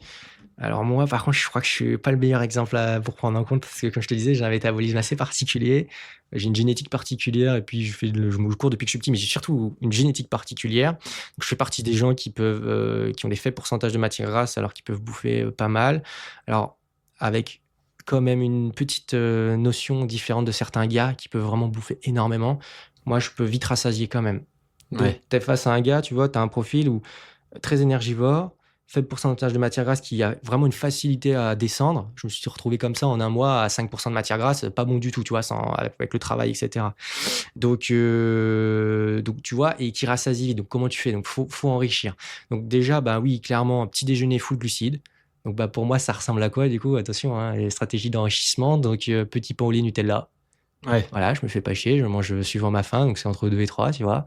Et puis bon, je te mens pas, hein, sur ma dose de Nutella, j'y vais un peu, quoi, et c'est pas un problème. J'y vais direct. Alors ensuite, j'enchaîne, je fais gel avant de partir à l'échaud. Donc j'enchaîne avec les petits pains et cetera, puisque tout ça, c'est généralement j'y vais le matin, j'enchaîne. Gel avant de partir à l'échaud. Ensuite, après échaud de mon premier seuil du matin, regel. Donc, je suis généralement à 60 grammes. Et ensuite, voilà, je fais mon seuil, je rentre. Ça, c'est une stratégie qui me coupe pas trop la faim. Je mange. Ça m'est arrivé que j'ai pas eu faim. Dans ce cas-là, je décale le repas. Je prends du pain et je fais un repas en 4 heures. Je me démerde. Enfin, je trouve des alternatives. Si je peux faire une sieste, je fais une sieste. Hydratation. Je fais vachement gaffe à mon hydratation. Apport protéique aussi en parallèle, parce que glucides, c'est sympa, mais il faut aussi qu'il y ait ce qu'il faut pour réparer. Donc, apport protéique. Et puis, sur le soir, eh ben, c'est la même stratégie. Gel avant et chaud, gel après et chaud. Et puis, mes repas classiques. C'est juste collation, j'essaie vraiment de la faire. Je m'oblige vraiment à la faire ces jours-là. Là où sur d'autres journées, je reste un peu plus flexible. C'est pas toujours évident. Des fois, je la saute, etc. Si j'ai une sensation de faim, je fais gaffe. Mais donc après, là où je voulais dire, c'est que, OK, il y a des repas classiques. Généralement, ce genre de journée, pour moi, peut vite finir avec de la junk food à stratégie vraiment nutritionnelle, hein. OK. C'est-à-dire que oui, moi, je peux finir régulièrement quand il y a une charge. Je cherche même pas. Derrière, c'est burger. J'en ai un pote en bas de chez moi qui fait ça maintenant. Et tu m'étonnes, il me voit tout le temps. C'est pour ça que je te dis, je suis pas un exemple. Mais touche du bois, hein. Je me blesse beaucoup moins depuis que je fais ça, hein. Ouais. Donc, tu vois, moi, il y a un vrai sujet, hein. C'est-à-dire que moi, 5% de matière, je te dis, c'est hyper facile. Donc là, j'ai enrichi beaucoup l'année dernière, justement, mes apports pour remonter vers du 10%. Là, je stabilise ça vraiment. Je me raffûterai quand je voudrais 1 ou 2 fois dans l'année. Et donc, je fais de la junk food. L'idée, c'est d'apporter du gras, etc. Pourquoi? Parce qu'en fait, il y en a qui vont dire: ah ouais, mais il pourrait le faire avec de l'avocat, de l'huile d'olive. T'inquiète que j'en mange de l'huile d'olive dans la journée. Mais avec voilà, des choses beaucoup plus saines, healthy, beaucoup plus anti-inflammatoires, oui, mais en fait, je vais rassasier beaucoup trop vite. Ouais. La healthy food, de base, tu sais que c'est un axe qui va être trop rassasiant. Donc, c'est super complexe. Puis l'appétence, il faut la prendre en compte. Enfin, je veux dire, c'est bien d'aller sur la healthy food, mais si il y a une espèce d'écœurement, j'aime pas assez, moi, je suis pas un kamikaze non plus, tu vois. Donc, je vais faire quoi? Je vais manger moins. Je vais arrêter plutôt de manger. Alors qu'il faut que j'engrange. Il faut que j'engrange. Donc, c'est pour ça que je vais vers quelque chose de très appétant, de très riche. Donc, ça m'arrive régulièrement de faire ça. C'est très peu compris, hein, par le grand public parce que c'est des profils assez particuliers quand même. Mais alors, qu'est-ce que ça marche bien pour récupérer, tu vois? Et si je fais pas ça, tu peux être sûr que le lendemain, je me fais rattraper par de la faim. Ouais. Tu peux être sûr. Il y a un gap. Et puis alors, en termes de récupération, c'est pas la même. Donc, ouais. C'est une stratégie qui est propre à moi, que tout le monde ne va pas appliquer. Et je pense pas que Djilali Bedrani le fait non plus. Mais en tout cas, ouais, il faut apporter des glucides à l'effort, péri-effort. C'est une journée très, très glucidique, ouais. Et tu essaies de courir avec une gourde, quelque chose? Non, ça, je fais pas. Je fais jamais même, parce que, tout simplement, tu sais, j'ai jamais fait encore les axes marathon et cetera. Donc même si je vais prendre des petits gobelets comme demain, je vais sûrement prendre des petits gobelets, je vois pas d'intérêt de m'y entraîner particulièrement. Et après, l'axe hydrique, il y en a vraiment pas besoin pour moi parce que je fais pas même si c'est une journée à 32 kilomètres, ça fait à peine plus d'1 heure de sortie sur les 2 sorties de la journée. Donc, il y a aucun problème pour ça et c'est même un axe d'entraînement en réalité, l'aspect déshydratation. Il faut bien le faire. C'est pour ça que derrière, je disais, je fais gaffe à l'hydratation, etc. Mais c'est un axe, hein, d'accoutumance justement à la chaleur et d'être capable de tenir dans la déshydratation. C'est un axe intéressant de travail, sachant que bon, nous, en plus, dans le sud, on est quand même assez exposés. Donc, c'est quelque chose qu'on s'y accoutume assez facilement aussi. Un coureur de 800-1500, tu Mhm. lui conseilles de prendre un gel avant la course? Ouais, ça, c'est une bonne question. 800-1500, honnêtement, est-ce que je lui conseille? Pas vraiment. Je vais pas le conseiller en soi. C'est-à-dire, s'il le fait pas, je le laisse comme ça. Tu vois, s'il m'a fait tout ce qu'il faut en amont, par contre. Tu vois, c'est-à-dire, il y a eu ce qu'il faut, dernier repas, il y a eu petite collation, il y a eu quand même un petit peu d'apport glucidique, que ce soit sur une petite boisson hydratante ou un petit truc. Enfin, le travail a été fait sur les, voilà, 24, à minima 24, entre 24 et 48 heures, ça peut largement suffire pour eux. Un 8-15, il n'y a pas besoin non plus d'avoir une grosse, pour le coup, un gros stock bien rempli, même s'il y a quand même un intérêt qu'il le soit, histoire de pas arriver trop sur des buffers basses non plus, histoire qu'il y ait une bonne oxydation, un bon régime d'oxydation glucidique et que le régime ne descende pas. Mais le rajout avant course, pas forcément, tu vois. Je pensais que pour les filières lactiques, justement, le lactate, c'est Ouais, pas un débris, mais un résultat du qui peut glucose. être réutilisé et tout ça, ouais. Ouais, donc je pensais que justement, Non, pas pour monter forcément. en lactate, il fallait avoir des glucides, non? Ouais, tu dois en avoir, mais pour le coup, alors tu peux le cibler, hein. Si tu en prends un, il faut vraiment le cibler. C'est-à-dire, pour moi, tu prends la fenêtre qu'on disait 10-20 minutes avant. Ouais. Tu as ta course, tu prends 10-20 Voilà, minutes oui. avant pour qu'il soit circulant dans le sang. Et alors, il faut vraiment le cibler comme ça. Mais en soi, si tu as fait moi, je le ferais plus d'ailleurs avec une petite boisson, etc. Parce que justement, c'est des filières très lactiques et je préfère rien avoir justement pour le coup dans l'estomac et tout Ouais. ça. Même si bon, c'est très court et on n'a jamais trop de problèmes.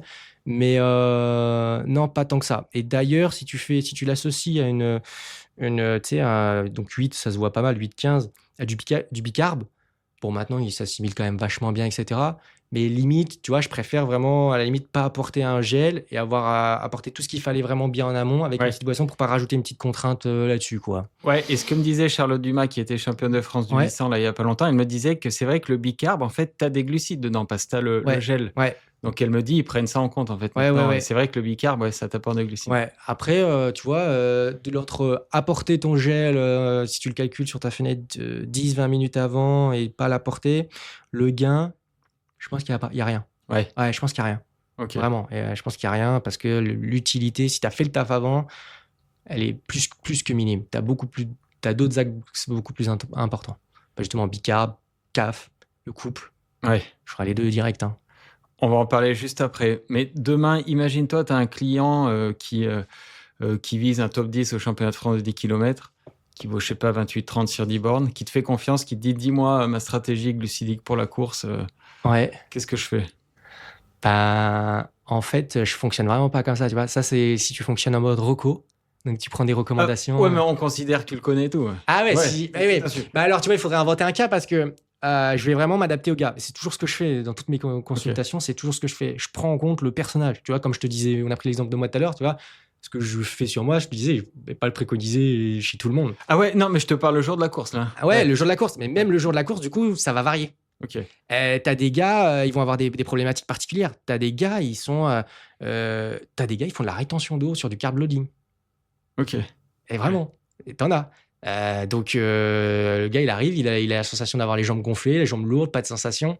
Tu vois, donc tu vas pas apporter la même chose. Ok. Bon, après, si on prend un cas standard, bah, ça reprend, tu m'as dit 10 km, c'est ça, hein? Ouais. Le jour de la course seulement? Non, je te parlais juste au moment de la course. Maintenant. Ah, au moment de la course? Ouais. Ok, sur un 28-30. Un gel avant et pas pendant? Ouais, alors gel avant, ça c'est sûr et certain. Entre un 30 et 45 grammes direct sur cette tranche-là. Je sais qu'Almgren, il en prend 2, par exemple, lui. On l'a vu, il le fait, il prend 2 gels Ouais. CAF, Ouais. 2 gels sang. Et par contre, je prendrais pas CAF. Ouais. CAF, je la remettrais carrément avant. Ouais. Ah, CAF, c'est avant. CAF, c'est terminé, là. Après, est-ce qu'il a fait ça? Il a géré sa CAF? C'est possible. S'il faut, il a très bien géré sa Peut-être CAF. avant l'échauffement, mais on l'a vu faire ça. Ouais. En tout cas, ouais, pas de CAF. CAF géré avant, ça c'est clair, ça serait le plus important. Géré avant, une bonne heure avant, dans les bons dosages. Souvent, c'est sous-dosé la CAF. Et après, oui, gel. Encore une fois, je te dis 30-45. Si le gars il vient, il veut vraiment performer, etc., j'aurais bossé le truc. Donc en gros, à l'entraînement, je l'aurais monté jusqu'à de très bonnes valeurs. Et en gros, on aurait vu jusqu'où il peut aller. Je serais redescendu par rapport à ça. Et si on aurait pris 60, on aurait pris en effet 60 si ça matchait à fond. Ouais. C'est pour ça que je te dis, tu me dis Ligue Championnat de France, mais du coup, ça serait quoi son profil, tu vois? C'est quoi, ça serait quoi son antécédent? Tu vois, j'ai entraîné Raph Montoya à une petite période là quand il m'a demandé pour l'aider pour sa tentative là de minima pour le marathon. C'était pas non plus un gars hyper justement hyper là-dedans. On va Ouais. dire qu'il était plutôt, il y avait beaucoup de travail à faire, tu vois. Donc, tu vois, je serais allé beaucoup moins loin qu'avec d'autres. Ça, c'est certain. Ouais. C'est certain. Je serais allé beaucoup moins loin qu'avec des mecs beaucoup plus scolaires dans la pratique et dans la mise en place à l'entraînement, comme je sais pas, des Palco, des Millet, des mecs un peu comme ça, je pense. Enfin, qui me paraissent un peu dans ce côté un peu plus scolaire, protocolaire, Ouais. que Raph qui est beaucoup plus.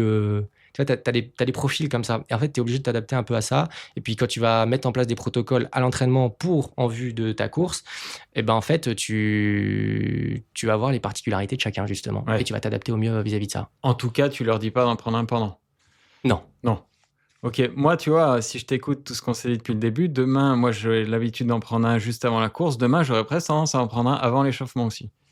Tu vois, petit-déj 3 heures avant, Bah ouais, parce que un avant l'échauffement et un avant la course. ouais, mais c'est bon. Mais Oui. parce que toi, tu fais ce que tu m'as dit, tu fais pas la malto, la boisson. Ouais. Tu l'as fait, je la ferai pas. Ouais. Je la remettrai pas. Ça ferait beaucoup. Et en même temps, pourquoi s'embêter? Non, tu pourrais concentrer ta boisson, tu vois. Mais clairement, si je fais pas la boisson, c'est ce que je ferais comme tu as dit. Ouais, ok, c'est pas bête, ouais. En plus, je tolère les gels, donc c'est très bien. Ok. Semi, tu conseilles alors d'arriver pas loin des 60 grammes par heure, quoi. Ouais, ouais. Si on peut. Si on est un gars qui veut performer, qui veut faire un chrono, qui veut taper le RP, qui fait allez, moins d'une 30, tu vois, toute cette gamme, moi, ouais, j'y Ouais. vais le plus de 60. Ok. 60 mini, ouais, et puis après, si je peux plus de 60, je ferai plus de 60. Une question intéressante, tiens, la sortie longue du week-end. Imagine une sortie longue d'1 heure et demie, enfin longue, d'1 heure et demie, peu d'intensité, un peu progressive que donne ton coach. Moi, j'avoue que c'est souvent pour des questions organisationnelles, j'y vais tôt le matin, j'y vais sans déjeuner, ça me gêne pas, même je me sens souvent mieux. C'est quoi? Faut pas le faire? De quoi? De partir à jeun? Faut pas Ouais, le faire? 1 heure et demie à jeun comme ça. Bah, faut pas le faire. Si, pourquoi pas? Là, justement, on a parlé de carbs. Ça s'est beaucoup démocratisé, c'est ce qu'on disait. Le problème en nutrition, c'est que dès qu'on démocratise et qu'on a des preuves, puis qu'on la démocratise, on oublie un peu tout le reste. Ouais. Les gens, ils foncent dedans. Ouais. Et puis alors, tous les d'autres protocoles, d'autres axes de travail, d'autres filières, on les oublie, on les décrit un peu. Alors qu'en fait, ça dépend de tes objectifs. La sortie longue, à jeun, si on reste dans l'axe jusqu'au semi, c'est pas un axe que je mettrais moi à l'entraînement. Ouais. Un stress supplémentaire, un stress énergétique supplémentaire, ça se fait. Si tu le fais, tu Mais vois, ça se fait souvent, pas c'est comme pas ça. voulu. Hein. C'est que je Ouais, te voilà, dis, ça j'ai s'y pas envie de prête. me lever à 5 heures pour aller déjeuner un dimanche. Ouais, ça s'y prête. Ouais. Donc, si ça s'y prête, ça se fait bien, que tu as une bonne capacité de récupération, que tu te blesses pas trop, je te laisse le faire. Si par contre, tu te blesses souvent, tu as encore une fois un faible pourcentage de matière grasse, je trouve que tu es un peu sur le fil du rasoir, justement, énergétiquement parlant, je te dis d'arrêter direct. Ouais. Même pas j'hésite et je te dis, tu rapportes 60 grammes par heure sur ta sortie longue. Tu vois? Ok. Je te dis ça. Même sans petit-déj, c'est toujours mieux que rien. Ouais, carrément. Carrément. Moi, ça m'arrive. Typique, ça m'est déjà arrivé. Sortie longue, comme tu dis d'ailleurs. Pas de petit-déj. Alors, c'est pas petit-déj. Elle était de bonne heure, comme toi. Et du coup, petit-déj, je me dis au retour. Idéal, tu vois. Et donc, avant de partir, boum, gel. Bon, bah, c'est un gel du matin, il faut aimer aussi. Hein, mais gel en partant. Et puis après, c'est parti. Voilà. Ok. Sur la base de 500 grammes par heure, carrément. Après, ça reste des axes de travail, hein. Filière travailler sur justement les réserves la déplétion des réserves de glycogène, créer ce stress énergétique, comme on a dit, c'est un signal. C'est un signal qui, dans certains cas, on l'a dit, peut entacher la récupération, etc. Mais c'est un signal qui a créé des adaptations aussi, au niveau justement de l'oxydation lipidique, etc. C'est un signal aussi derrière pour recréer du glycogène plus rapidement derrière, avec la glycogène synthase. Donc, il y a des axes d'intérêt. Maintenant, et là, c'est ce que je fais en consultation, c'est quoi ton objectif? C'est quoi ton profil? C'est quoi tes habitudes? C'est quoi ton mode d'entraînement? C'est quoi les logiques d'entraînement que te met ton entraîneur? Je vois un petit peu si c'est du classique ou s'il y a d'autres axes. Et du coup, en fonction, les stratégies sont en vrai pas les mêmes, tu vois.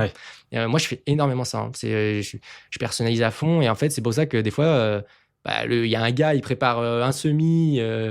ça arrive souvent sur marathon surtout, mais il prépare un marathon et son pote, il fait la même chose, ils n'ont pas du tout le même profil, ils n'ont pas le même reco. Et après, ils se disent, c'est bizarre. Je leur dis, non, mais t'inquiète, tu l'écoutes pas. Je sais pas si tu as suivi dernièrement, Jimmy Gressier, il a pas mal communiqué sur sa stratégie nutrition pour améliorer son rapport poids-puissance. Avant d'être champion du monde de 2000 et là, avant le 5 de Lille. Où vraiment, il mangeait pas grand-chose. Des œufs le soir, des haricots et des carottes. Faut pas faire. Il dit même, je me permettais un yaourt quand vraiment j'avais faim et tout. Ouais, très restrictive, ouais. C'est quoi la bonne fenêtre pour améliorer son rapport poids-puissance à un très haut niveau, là, d'après toi? Pour moi, il a franchi une limite qu'il n'aurait pas dû. Il a pris beaucoup de risques. Ah, il aurait dû, parce qu'il est champion du monde. Ouais, c'est vrai. Dit comme ça, au résultat, ouais, c'est vrai. Mais on va dire que s'il le savait pas, au moment où moi j'aurais dû, j'aurais dit non. Tu vois, typiquement, si j'avais dû le conseiller, je lui aurais dit non. Bon, alors du coup, tout le monde va dire que j'aurais eu tort. Ce qui est vrai du coup. Mais je pense qu'il a pris un très gros risque. Est-ce que c'est passé parce qu'il est hors norme, par exemple? C'est possible. Est-ce que ça passerait chez un gars qui voudrait faire pareil? C'est pas sûr. En tout cas, quand on cut, la vraie notion, quand on cut comme ça, faut pas le tenir longtemps. Ça, c'est clair et net. Faut que ce soit ciblé, faut pas que ça tienne longtemps, faut rapporter l'énergie. En nombre de jours, je sais que t'aimeras pas, mais on me l'a demandé sur Insta. En nombre de jours? Oui. Attends, en nombre de jours, tu maintiens le poids ou en nombre de jours pour arriver au poids? Pour arriver au poids ou sans trop prendre de risques. Ok, ah oui, ok. Sans trop prendre de risques et en ayant, allez, si tu veux travailler sur une bonne marge, etc., les protocoles propres qu'on a dans la littérature au niveau des États-Unis là-dessus, il y a des trucs assez carrés qui ont été plus faits chez les sportifs de combat, mais qui analysent testo, etc., c'est 8 semaines. Ah, ok, ah oui, donc c'est beaucoup. Ah, mais Jimmy, c'était pas ça, c'était les derniers jours, hein, je mais pense. 8 semaines, parce que tu perds pas forcément énormément. Je sais pas combien de semaines ça a duré. Il était déjà très affûté quand il était en altitude, etc. Il était très affûté. Donc il y a eu plusieurs semaines très basses. Mais là, on a parlé de 8 semaines, pas de maintien, de 8 semaines au moment où tu veux descendre au poids. Tu prends et tu cut. Et donc tu descends. Le temps restant en bas, faut que ce soit le plus faible possible. Faut que tu arrives au poids mini. En gros, une semaine avant, quoi. Tu vois. Parce que là, attends, ce que tu dis sur le cutting, les sports de combat, je pense que c'est pas applicable au sport d'endurance parce que 8 semaines avant. C'est pas un cutting standard, c'est un déficit énergétique qui permet de faire fondre ta matière grasse, mais c'est pas du cutting fort. Ouais. Non, je te parle de s'affûter normalement. Ok, t'as 4 kilos à perdre, mais tu fais pas un cutting hydrique ni quoi que ce soit. Tu joues pas là-dessus, tu joues pas sur tes rapports de sodium, etc. Tes concentrations, tu touches à rien, juste tu touches à ta matière grasse. Voilà. Les protocoles, c'est 8 semaines. Après, si tu veux cutter au dernier moment, il n'a pas parlé de cutting hydrique, etc. Et je pense pas qu'il l'ait fait, parce que d'ailleurs, avec les conditions, etc., ça m'étonnerait. Mais c'était vraiment de l'affûtage de matière grasse. Donc c'est pour ça, légumes, etc., comme tu l'as dit. Le risque principal, il a dit le surménage, ce que je suis pas du tout d'accord. Le risque principal, c'est bien sûr que ça rentre en ligne de compte, mais c'est beaucoup plus latent. Le risque principal, c'est clairement la contre-perf, baisse de testo, en fait. Ouais. Baisse de testo, direct. Il y a des travaux qui sont là-dessus, justement sur le protocole que je te dis, 8 semaines chez les sportifs, les combattants. 8 semaines, si tu fais pas un protocole carré, tu as la testo dans les chaussettes. Et une testo dans les chaussettes, tu vas pas bien loin quoi, sur un championnat du monde, tu vois, directement. Donc c'est pour ça que je dis qu'il a pris pour moi, il a pris un risque, tu vois, il a pris un gros risque. Après, il est en norme aussi. Donc, du coup, est-ce que, tu vois, je dis toujours, est-ce qu'on peut se comparer et appliquer ce que des personnes qui sont censées être hors normes, voilà, à toi? C'est délicat. Expérience N égale 1 ou N égale 3 sur 3 niveaux olympiques. Est-ce que ça peut s'appliquer chez monsieur, madame, tout le monde? Probablement pas, clairement. Donc ouais, je le ferai pas. Avant qu'il y ait des symptômes physiques, le premier signal, j'imagine que c'est du bon sens, c'est la sensation de faim, non? Quand le mec commence à avoir faim tout le temps, c'est que c'est... non, ça c'est un truc que tu vas voir au début, puis ça va vite partir. Ça part après? Ouais, ça part parce qu'en fait, quand tu es en déficit énergétique chronique, au début, oui, tu vas avoir faim, etc. Puis après, tu rentres dans une phase où tu n'as plus faim, justement. Tu vas rentrer dans une phase où ton corps rentre un peu dans l'économie, baisse de la T3, T4, tes hormones thyroïdiennes qui vont driver un petit peu tout le cycle, justement, énergétique, le régime moteur un peu à laquelle ton corps va tourner au quotidien. Baisse ensuite de la testo, tu as la sex hormone binding protein, la SHBG qui va monter parce que le stress, justement, il est en place et du coup, ça va permettre de limiter la fraction libre de testostérone pour justement jouer l'économie, pour éviter que ça fasse de l'anabolisme dans le corps. Parce que si tu fais de l'anabolisme, de la construction musculaire, etc., c'est énergivore, donc on rebaisse tout ça, tu vois. Donc, en fait, tu vas avoir une sensation de faim qui va diminuer, qui va s'adapter justement à la contrainte que tu lui as mis. Donc, sensation de faim, elle est au début, mais tu n'es pas encore dans le risque, tu es avant. Ouais. Quand tu commences à plus avoir faim alors que tu es dans les mêmes restrictions, là, il faut peut-être que tu commences à poser des questions. Surtout, ça fait quelques semaines. Si c'est une petite adaptation initiale, ça va. Si ça commence à faire quelques semaines, il faut commencer à faire gaffe. Et puis après, en termes de clinique, c'est comment on dit déjà, mince. La libido. Oui, la libido. La libido, alors c'est pas évident parce que la libido chez un coureur de fond, de manière générale, elle fluctue quand même vachement en fonction des cycles, etc. Quand il y a de la charge d'entraînement et tout, mais c'est un des marqueurs principaux justement, en lien avec la testo justement. Et l'aménorrhée chez les filles. L'aménorrhée chez les filles. Alors l'aménorrhée chez les filles, l'avantage, c'est un avantage, c'est ce qu'elles ont, c'est que on le voit, voilà là-dessus. Donc clairement, oui, ça c'est un marqueur clair et net qu'il faut prendre en compte. Il y a un truc que j'ai vu dans un de tes posts que tu dis, c'est que pour perdre de la matière grasse, c'est 80% alimentation, 20% sport, quoi. Ouais. Donc ça passe par l'assiette en gros. Ouais, ça passe par l'assiette. D'aller courir 30 bornes par jour. Ouais, ça participe. Tu vas rentrer dans les 20%, etc. Mais c'est là où et pourquoi je dis ça parce que c'est vrai dans ce qu'on voit sur le terrain, etc. Mais typiquement, tu peux avoir des personnes qui vont augmenter leur volume. Qui rentrent dans une prépa marathon, typique. Et là, tu dis, classique, tout le monde s'affûte, tu vois. Non, t'en as, elles prennent du poids. Ouais. Là, tu dis, waouh, qu'est-ce qui se passe? Ça rentre dans ce qu'on disait. Si tu t'alimentes pas correctement, tu crées des stress énergétiques dans le sport, tu as des répercussions au repos. Donc, tu prends l'énergie que tu n'as pas pris pour combler le stress pendant le sport, tu prends après, sauf que tu es après. Donc, tu n'as plus, tu sais ce qu'on disait, ces aspirateurs de sucre, etc. Donc là, il va y avoir un stockage, etc. Donc, en plus, suivant, tu peux driver une glycémie qui est moins bonne, puisque tu vas avoir des fins, donc tu vas faire des phases de charge en glucides, puis off, puis du coup, ça monte, ça descend la glycémie, enfin bref. Et du coup, tu rentres dans ce cercle un petit peu vicieux qui est une petite prise de poids pendant ta prépa marathon, et tu comprends pas trop pourquoi. Ouais. Moi, je commence à avoir un peu d'expérience et à me connaître. Je suis pas diète du tout, mais les semaines d'affûtage, tu vois, j'arrive à perdre du poids parce que je sais quoi pas manger, même si je cours moins. J'arrive systématiquement à perdre du poids, tu vois.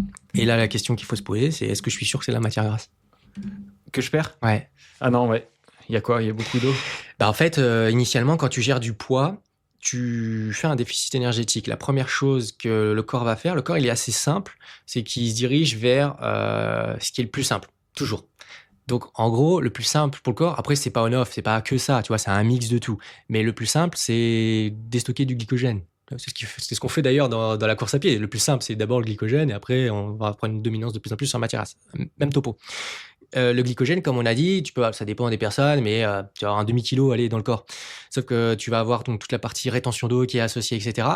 Et donc, tu peux facilement avoir 1 kilo initialement où c'est juste tu as diminué ton stock de glycogène il était en haut à il est en bas. Donc, tu as une première phase, toujours quand tu perds du poids, qui est un peu plus rapide au début, qui est en partie liée à ça, pas que à ça. Et après, seulement, tu tires le truc. Donc, si tu gères ton poids à 15 jours, tu as fait une semaine, et à une semaine, tu as perdu 1 kilo, derrière, avec ton carb loading, tu risques de le reprendre normalement, quoi, en fait. Tu vois, tu seras arrivé grosso modo au même poids. C'est juste ça qu'il faut se poser comme question. Ouais, mais en courant moins, tu aurais pu aussi prendre 2 kilos, tu vois. C'est possible, mais c'est pas dit. Oui. Mais c'est possible, clairement. Hein. Mais c'est pas dit. Ce qu'il faut, c'est bien il faut le traquer. Il faut le mesurer un peu là-dessus. Moi, j'utilise pour ça une pince Arpenden. C'est ce qu'on utilise chez les sportifs, justement. C'est l'outil le plus précis pour mesurer le pli cutané et voir un petit peu l'évolution là-dessus. Donc, ça prend un peu de temps de déstocker la matière grasse, contrairement à ce qu'on pense quand même. Ça prend un peu de temps. L'affûtage, avant course, c'est pas toujours évident, justement, à gérer parce que dernière minute, en fait, c'est compliqué parce que faut pas le faire trop tôt, parce que comme on l'a dit, on veut pas rester trop sec trop longtemps. Mais si tu le fais quand tu le fais plus tardivement, tu arrives dans des séances P, dans des phases d'affûtage au sens, je veux dire physio, pas au sens anthropo, matière grasse.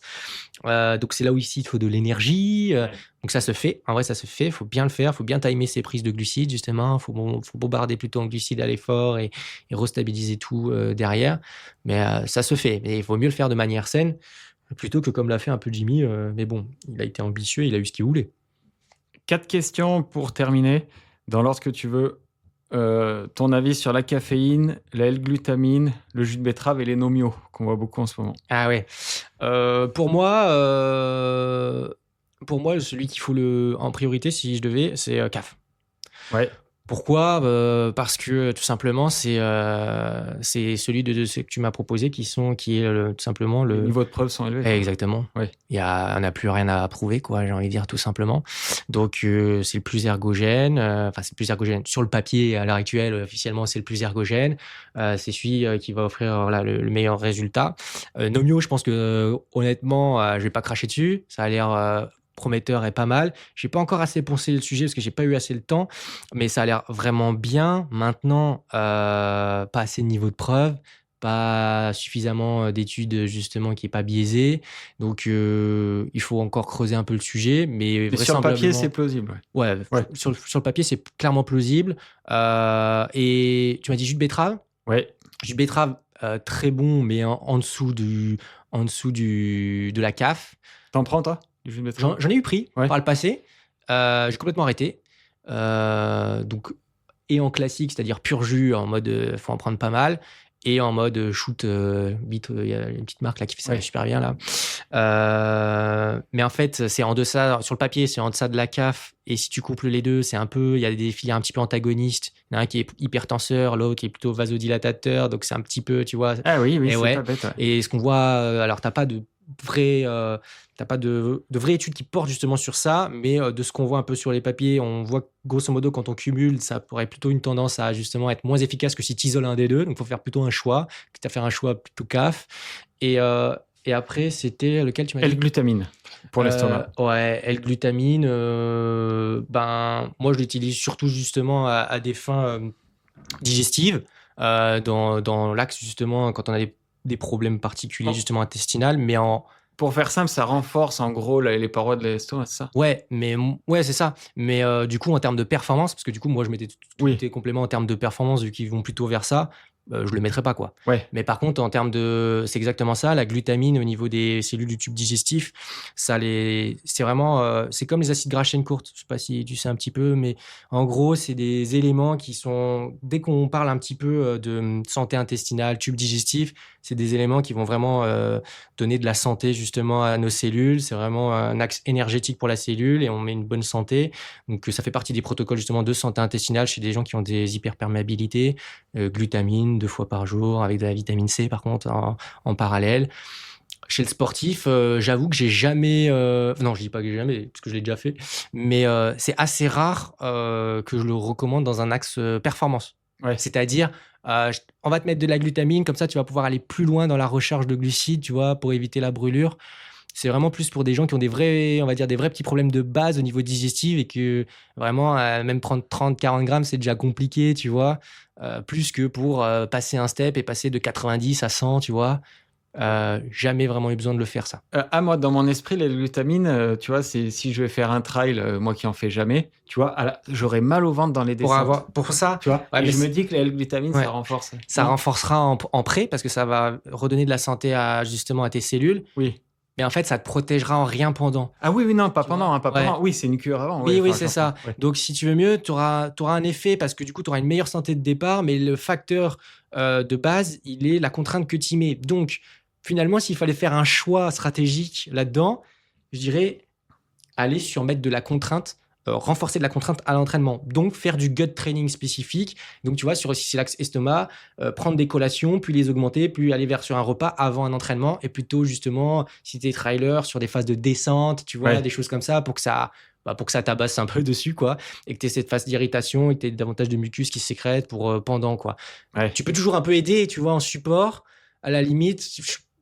Franchement, honnêtement, en clinique, je serais curieux de savoir si justement il y en a qui l'ont déjà testé et qui obtiennent du mieux. Je pense qu'on peut en obtenir du mieux, mais je pense pas que c'est l'axe majeur de travail, quoi. Ok, je pensais que sur marathon, tu vois, du très long, les impacts.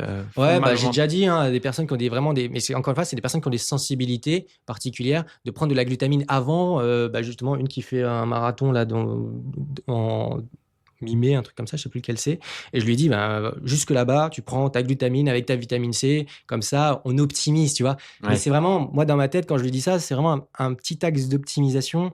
Et à côté, il y a tout le travail du Oui, bien protocole sûr. là, qui va vraiment lui jouer, tu vois. Parce que c'est ça la vraie cause. Ouais. C'est ça la vraie cause. Tu peux aider un petit peu, mais c'est un peu comme si tu veux, si on me prend de manière imagère, c'est un peu comme si tu mets un un strap sur un tendon, tu sais, inflammé, si tu gères pas le problème de fond, c'est un petit pansement qui peut te soulager un petit peu au début, Ouais. mais au final, tu auras toujours le problème. Tu vois ce que je veux dire un peu? De manière un peu imagée. Quand j'ai dit que j'avais un diète en podcast, j'ai posé une question sur Insta et toujours 80% des questions des gens, ça concerne l'affûtage, la perte de poids et tout. Mmh. C'est ce que tu vois en cabinet, ça, Ouais, ça, c'est ça clair. obsède les gens, les coureurs. Ouais, ça obsède beaucoup de monde. Et pourquoi? C'est quoi? C'est les canons de beauté qui veulent ça? C'est quoi? Ouais, c'est tellement vieux, je crois que c'est ancré depuis des générations déjà, donc c'est vrai que j'ai l'impression que c'est un peu, en nous. Il y a vraiment des réflexes, on le voit beaucoup dans la gente féminine, bien sûr pas que, mais on le voit énormément dans la gente féminine. Ah ouais, mais même les hommes, là. Ouais, Ouais. bien sûr, mais alors la gente féminine, c'est décuplé, quoi, hein, Ouais. elles sont, tellement exposées aux troubles du comportement alimentaire par rapport aux hommes, beaucoup plus. Je dis pas qu'il y en a pas, hein, bien sûr, mais alors c'est c'est hallucinant, hein, vraiment la part là-dessus qui en est affectée, c'est juste dingue. C'est vrai que moi, dans mon cabinet, tu vois, donc je suis spécialisé dans le sport et cetera, mais bien sûr que je gère énormément de gestion de poids. Je passe presque mon temps à en faire, entre guillemets, même si bien sûr que je gère des sportifs qui je ne gère pas forcément, mais c'est plutôt une petite part, hein, c'est plutôt une petite part. Donc beaucoup de monde, alors après, tu as la notion purement performance, hein, cette notion de sport de gravité. Qui dit sport de gravité dit, bah, gain de performance direct, Oui. comme Jimmy, hein, voilà, donc c'est clair et net. Comme moi, tu vois, tout à l'heure, je t'ai dit, je suis remonté à 10 et je redescendrai en affûtage parce que c'est un axe de performance. Maintenant, c'est pas parce que c'est un axe de performance qu'il faut justement, avoir une pratique justement malsaine et une approche, un rapport à son alimentation qui va être justement malsaine. C'est pas évident, c'est facile à dire, c'est pas évident. Il y a un rapport au corps, hein, au-delà de la performance, il y a chez les femmes, il y a un gros rapport au corps. Il existe aussi chez les hommes. Puis tu as cette notion aussi, qui est pas que dans la course à pied, c'est l'identité. Tu as l'image d'un coureur, tout comme Ouais. tu as l'image d'un boxeur, tout comme tu vois, tu as l'image d'un rugbyman. Tu Et les t'identifies, rugbymen, ouais. ils aiment Ouais. avoir le corps du rugbyman, tu vois, et Ouais. ils sont contents de ça. Idem dans le coureur d'endurance qui a plutôt une image de mec qui on voit les tendons au travers de la peau, tu vois, qui est hyper filiforme, Pas un etc. Pogacar, tu vois, Pogacar, il a pas ce côté hyper affûté, je trouve, dans le Ouais, vélo. après, il est pas bien gros quand même. Ah non, il est pas bien gros, ouais, mais par Il rapport à fait pas non certains, plus, par rapport ouais. à ce qu'on a déjà vu, oui, ça fait pas non plus abusif, mais quand même, quoi, il y a pas beaucoup de poids sur le haut du corps. Mais ouais, c'est vrai que c'est sociétal, hein. Le problème, il est vraiment sociétal et je pense que presque, c'est pas qu'on est avec, mais comme je te dis, c'est ancré depuis des générations. Donc, quand on est enfant, et notamment les filles, comme je te disais, c'est des éponges et il y a plein de discours, des choses qu'on entend, et puis tout ce qui est axé autour de la beauté, autour de la femme, etc. Plein de choses qui rentrent en ligne de compte. Et pour revenir sur l'introduction que tu faisais, quand tu disais, oui, c'est marrant, ton parcours par rapport à la diète, énormément de mes confrères sont passés par du trouble Oui, du c'est comportement ça. alimentaire avant de passer dans la nutrition, là où moi, c'est pas du tout le cas. Par contre, j'ai eu des questionnements. Quand j'étais plus jeune, j'ai eu des questionnements, mais plutôt inverse. C'est-à-dire que moi, je mangeais très sucré, j'étais une crevette, hein. Moi, j'étais longtemps une crevette, j'étais plutôt bon en course à pied, mais j'ai eu une phase difficile, dans la phase puberté. Parce que les gars, ils ont été en avance sur moi. Moi, j'ai toujours un train de retard. Franchement, même quand les gens ils me regardent encore, ils pensent que je suis plus jeune que ce que j'ai vraiment. Et j'étais vraiment une crevette tout cuss, etc. Et par contre, je bouffais du sucre, tu vois. Ouais. Je bouffais des gâteaux, je rentrais d'entraînement, je me rappelle, les petits brownies Saint-Michel, etc. Tu vois, je bouffais du sucre, je bouffais du pain, du sucre, et j'étais tout cuss. Et ma mère qui me disait souvent le discours de mais arrête de manger du sucre, mais après tu vas te faire mal, etc. Et tu vois ces discours, mais ça c'est des discours hyper bienveillants, tu vois, et tout le monde va dire bah ouais, elle a raison en même temps et tout ça. Mais elle a raison parce que c'était très ultra transformé. Mais en même temps, tu vois, il y a des discours un petit peu quelque part. C'est pas restrictif parce qu'elle va dire mange quelque chose de plus sain, etc. Mais tu vois, quand on regarde maintenant avec le recul le métabolisme que j'ai, etc. Tu vois, pas forcément ultra adapté non plus. Et on a vite cette image de l'alimentation saine. Et en fait, une alimentation saine, ça n'a aucune image figée, c'est pas du tout universel. Une alimentation saine prend des mises en forme et une définition qui peut être vraiment tout autre d'une personne à l'autre. Vraiment, pour moi, c'est hyper important ça que les gens ils le prennent en compte parce que ça peut faire beaucoup de mal, hein, en vrai. Ouais. Moi, ce que je trouve intéressant dans la diète sportive, c'est que ça fait partie de la prépa et tu Ouais. peux le garder en dernière cartouche à la Ouais. fin, tu vois, Ouais. tu l'inclus dans le plan. Je trouve que c'est intéressant de Oui, s'y c'est intéresser. vrai. Ouais, c'est vrai, cette notion de dernière cartouche, un peu comme tu dis, on est très concentré, entraînement, etc. Puis l'alimentation, même si on la délaisse un peu, tu sais, dans la prépa ou quoi, de toute façon, elle revient. Tout le monde la remet plus ou moins avec son dernier repas un peu, plat de pâtes à minima, plus ou moins son petit-déj. Il va faire attention, même s'il fait pareil. Tu vois, il va pas faire quelque chose justement de nouveau. Et puis après, oui, ceux qui veulent s'affûter un petit peu, etc. Ouais, il y a un peu cette notion, mais c'est très lié à notre sport. Hein. La nutrition est très liée à notre sport. Parfois, un peu surcoté. Ah oui? Ouais, tu vois, c'est con, hein, t'as vu, c'est un diète qui te dit ça. Ouais. Parfois, je trouve un peu surcoté. Ouais, parfois on va te vendre. Moi, c'est l'avantage que j'ai, je pense, dans mes prises en charge en consultation, c'est que tu vois, je suis dans le milieu depuis que je suis gosse. Je cours depuis que je suis 6 ans en club, etc. Enfin, j'ai toujours fait ça, je me suis toujours super intéressé au truc. L'avantage que j'ai, c'est que quand il y a un patient qui vient me voir et qui me dit ouais, voilà, j'ai une tendino au genou, tac, du coup, j'aimerais voir l'axe de l'alimentation. Donc, tu vois, là, tu vas te dire, bah, c'est bien, il prend le truc en charge, etc. Je vais pas lui vendre du rêve. Je vais lui dire, on va voir comment tu t'alimentes, mais je vais pas te peaufiner ton truc, alimentation anti-inflammatoire, etc. Si les piliers sont corrects, etc. Parce que je vais pas te résoudre ton problème. Ouais. Comme l'histoire faut aller à la cause, tu vois. On peut mettre un petit axe un peu anti-inflammatoire, etc. Faut pas en espérer quoi que ce soit en soi sur ton genou, quoi, clairement. Et l'avantage que j'ai, c'est que au-delà de juste dire ça, ben, il me suffit de poser des questions au gars. Ouais. Je lui demande son histoire, je lui demande comment il s'entraîne, je lui demande qu'est-ce qu'il a fait dernièrement, tu vois, je lui demande un petit peu tout, son hygiène de vie, etc. Je lui demande qu'est-ce qu'il fait comme renfort, est-ce qu'il en fait, est-ce qu'il est pris en charge par du kiné, est-ce que t'as mal, mais qu'est-ce que t'as fait depuis que t'as mal, tu vois. Et du coup, souvent, moi, je les réoriente, je leur dis, ok, alors il faut que tu fasses ça, ça, ça, ça et ça. Après, on verra pour les côtés alimentaires. Et une fois que tu auras fait tout ça bien, tiens, va voir le kiné d'ailleurs. Tu vois, c'est l'avantage parce que je suis bien entouré avec j'ai un médecin du sport là où je suis à Cagnes-sur-Mer, à la polyclinique, qui est super bien, qui est super ouvert. On travaille vraiment en synergie avec des kinés du sport. Et ça, c'est un vrai plus pour le coup, parce que justement, tu as des gens qui vont parfois un peu surcoter la nutrition en attendant peut-être un effet un peu miracle, alors que des fois, non, ton problématique, elle est ailleurs. Peut-être qu'on peut peaufiner ton alimentation, mais elle est ailleurs. Mais moi qui suis kiné du sport, ouais, en fait, tout ça, l'alimentation et tout, la rééduque, c'est efficace, mais c'est du travail de fond, quoi. Tu vas pas soulager quelqu'un en une semaine ou en quelques jours. Ouais, c'est clair. Après, c'est vrai, ça dépend de la patho et du bobo. Mais quand même, tu peux avoir des actes de soulagement quand même sur des exos, déjà sur l'iso, un petit peu antalgique, tu sais. Oui. Alors c'est sûr, encore une fois, c'est comme avec la nutrition. Tu vas pas créer un miracle non plus. Voilà. Mais tu vois, c'est prioritaire sur la nutrition, clairement, chez quelqu'un qui s'est fait une tendino parce que, voilà, il a mis une contrainte supplémentaire. Ah, j'ai une tendino d'Achille, bah ouais, j'ai fait un nouveau truc, j'ai fait des côtes à bloc sur une pote. Enfin, tu vois. Et donc, ça permet aussi... ça permet qu'ils aient la réalité en face, quoi, tu vois, parce que si je leur vends ah bah oui, on va réparer, c'est bon, on va mettre tous les trucs. Alors après, sur les tendinos, t'as protocole collagène, etc. Ça, je suis robuste, donc je leur mets en parallèle avec les protocoles kinés qui sont super intéressants. Mais voilà, je vais pas lui vendre du rêve là où il y en a pas, quoi. Ouais. Ça, sinon, je serais un escroc. Si les gens veulent une consulte, t'en fais à distance ? Ouais, j'en fais à distance, ouais.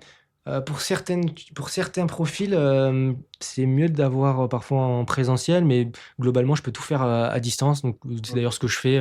J'en fais régulièrement. Ouais, Ils peuvent te contacter comment ? Pour me contacter sur Instagram, mais surtout sur Doctolib. Je suis sur Doctolib, je fonctionne beaucoup comme ça. Il y a la messagerie qui est ouverte en plus, moi, sur Doctolib. Donc, les gens peuvent m'envoyer des messages directement dessus. Après, il y en a qui me contactent aussi sur Insta, mais j'aime bien que ça passe par Doctolib parce que tu sais, ça centralise et sinon, après, je me perds trop. Les gars, ils t'envoient des mails, des Insta et avec le travail, t'es vite perdu avec le monde. Et donc, si certains veulent certains de tes conseils sur Insta et suivre un peu tes prépas, c'est parce que je cours ton compte. Ouais, c'est ça, exactement, parce que je cours. Ok. C'était hyper intéressant, Bastien. Je sais pas combien de temps on a parlé. Longtemps. Aucune idée, ouais. C'était intéressant. Merci à toi et bonne course demain. Ouais, merci, toi aussi. Merci. Merci d'avoir écouté cet épisode jusqu'à la fin. Merci à Impulse Nutrition de soutenir le podcast. Pensez à utiliser le code BORN pour bénéficier de 15% lors de votre première commande. Et n'oubliez pas de vous abonner à la chaîne pour ne manquer aucun épisode. À bientôt sur Born Podcast.